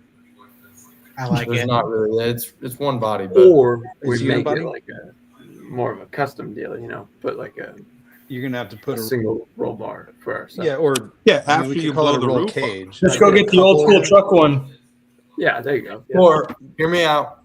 We just make it a convertible. Don't roll it, and then we just have a cool convertible. But the Honda problem Odyssey is that fits the shit you seven guys are people. doing, like it's very likely to lead to a rollover. No. But once it's a convertible, because right now, Steve, the fun is in the fact that we can do stupid shit with it, and because it's not a head turner at the moment, right? Oh, it is. Not yet. It's a head turner. Okay, well, the sound is a head turner, but the van itself, it could be right next to you. If it weren't for the pink steering wheel, it would be a normal Honda Odyssey. Yes. If it were to be a convertible, then you could just drive around. The fun would be in the fact that you could just make friends. I'm sure a lot of people would want to be your friend. James, I have a Right. question. Are we on the same page here? When you make a convertible of this, you're not talking about just cutting off the roof. You're actually going to come down. You're going to cut off from the top of the door back. Yes. Well, all the way around. it's not really necessary. It's really the necessary, the top but of the door none of because this is necessary. That was not a great point to make. But the idea is it would be cut like we'd roll down the windows, cut the top of the doors off. That way, it's like the window is like a normal convertible. But it still has a frame around. The doors have frames around them. Yes. Yes, that's why we're cutting the frame of the door. The window would be the top, if that makes sense. Like the body line would kind of go with the window. There would be nothing above the window. Okay, so if I can ask you this, if you had all the windows rolled down post project here, would there be anything coming up out of probably the top leave of the doors? We'd leave the pillars between the doors. I feel like that's a mistake. In the windshield. Unless there's a roll cage in there, or like a roll bar in there. Well, we're not going to roll it. Is the point? It's when it's then cut the whole goddamn thing off. Yeah, why do you don't need the windows, so just cut all the pillars out. Okay, well that's one or the other, Jay. You're either not going to roll it or you need safety. Well, we're not going to roll it because All it's overrated. one Cut thing. it off. All overrated. If before it becomes a convertible, it might be rolled. Who knows? But after don't do that. Convertible, it is not going to be rolled because the impact, the use, the utility of it will just completely change. It's going to be more of a Sunday cruiser, if you will. Yeah. It'll not a rally day, a Pismo Dunes type of. It'll be like we're driving around slow, waving to all I'm in the total agreement with you, but what I'm saying is, in order to accomplish that, you got to cut it off right at the top of the door. Right. Okay, that's But fine. regardless, Totally fine. before any of that happens, it needs to be rallied because it has not done that. It has been duned, but it has not been rallied. Take it on that thing that guy was talking about. What's that thing? Yes, called? this is exactly what it is. The $500 car, dude. That's what they need. Gambler 500. This is true. Gambler. It could Rambler. do that.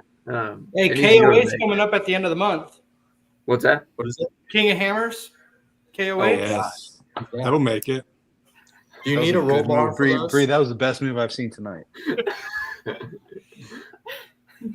Well done. Everybody else was looking at that.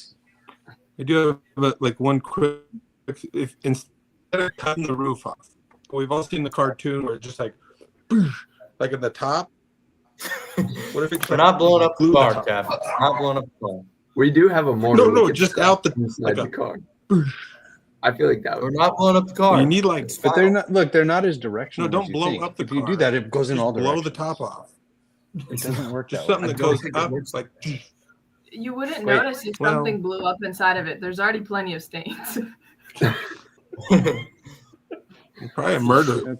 On kind of the I baby do making. think when we do pull the roof off, we need to cut most of it, but leave it somewhat intact, and then put a chain on it and yank it off. Yeah, the video. Or blow it Just off. for the Video. Yeah. Not blow But it I mean, off. Not. You think that that's better than a blow it off video? I have a question. Blow the freaking roof off, Yes. dude. Uncle Steve. Is anyone concerned that Jason's not here anymore? Jason disappeared. I think No, he I just think got he's- tired of us and said, "I'm done." Not F these guys. There's no one to end the I don't show know if now. we can end it. Oh, no. Jason is on the East Coast in Florida, and he has to get up for a flight in 4.5 hours to fly. No, to- we're ready to staying up go. all night. I was actually concerned for you, Jason. No, Jason, I've you just been want to listening. stay And I've up been all packing night? my Okay. clothes. So Sorry, I didn't mean to interrupt that. Anyways, I think we should blow the roof off.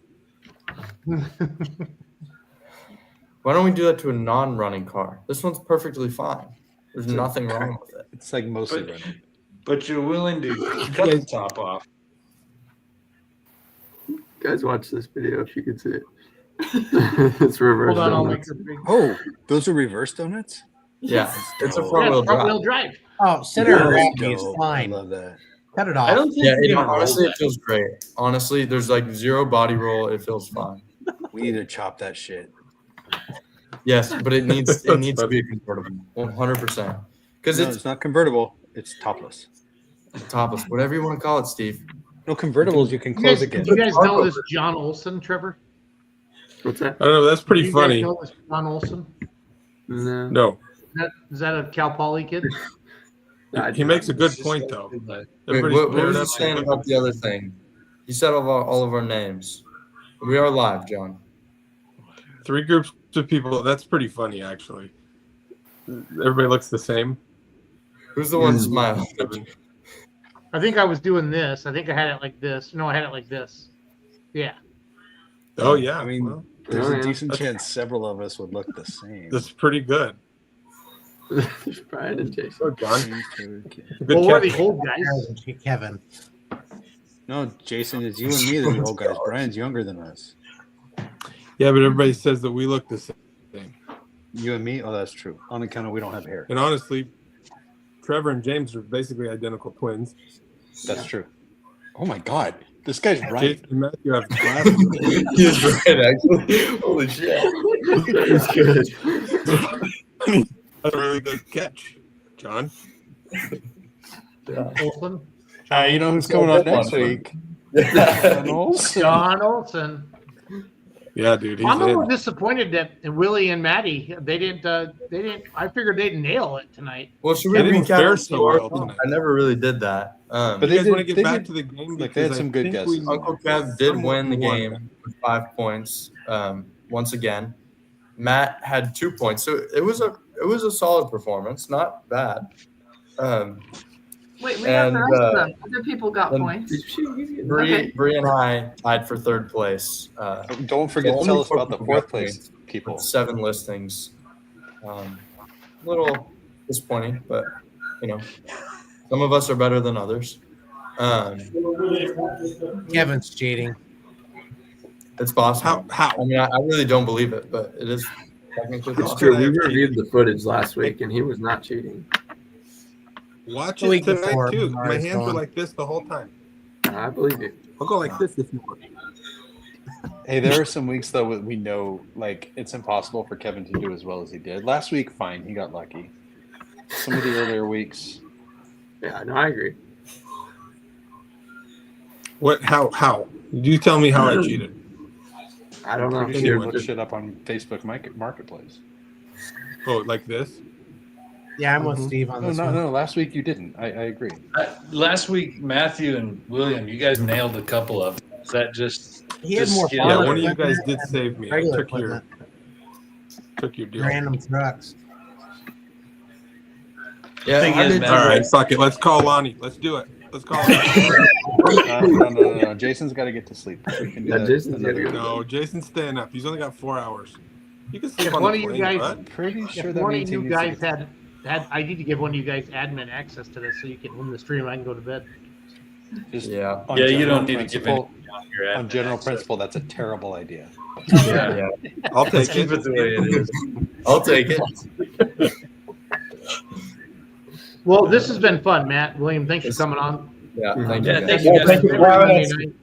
9:30 Central, 7:30 Pacific, 10:30 Eastern. I found out that's a good time. No, if I didn't have to You're get up further so over. early, if I didn't have to get up in 4 hours to go catch my plane, I would absolutely call Lonnie and Jen tonight. So We'll do Next another week. time. Next week. Safe trip though tomorrow, Jason.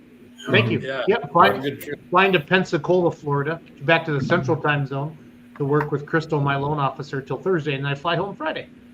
Wait, there's 2 time zones in Florida? Yeah, I did not know that. yeah, I'll be over in the Gulf area, the Gulf of America. Yeah, that's right. We're changing it. Yeah, the Gulf of America. Long live the cricket. This has been awesome. You guys never you, seem to everybody. amaze me. Never. James, fantastic job. Marketplace again. Bree and Trev. We're looking for good job. sponsors for the next purchase. Other fellow shareholders. I think the adults on this call are gonna go see Lonnie and Jen. We're gonna show you kids up. So Yes. I'm coming too. I was gonna say, I no, would be- no, I said the adults. I'm an adult. Jason, I'm 4 hours away when I'm in Dallas. You cannot stop me. There's zero chance. You can watch it on Facebook. I mean on Facebook Live. Whatever you want. You can go on Facebook Live. That's right. We'll see. We'll see. Yeah. Well, thank you, everybody. Good work, everybody. Good stuff. Nice job, everybody. Thank you. Look forward to seeing you guys soon. Love you. Thank you, guys. Thanks, Jason. Love you. So, yesterday, how did you do? I got second place. I lost by 4 feet. And today? I was 700 pounds light because I didn't really know the weight of the tractor, and I was the first time I ever pulled her. And today. Today. Let's talk about today. I put her in the 16,000 pound class. I put her in turret gear.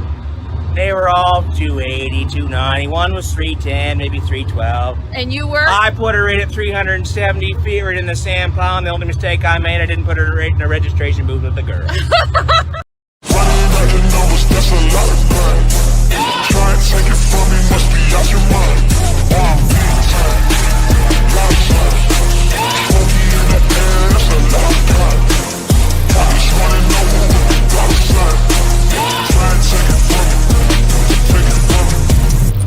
Let's make some noise. Good running. John Deere, Animal Deep Iowa coming up. We got one right behind you.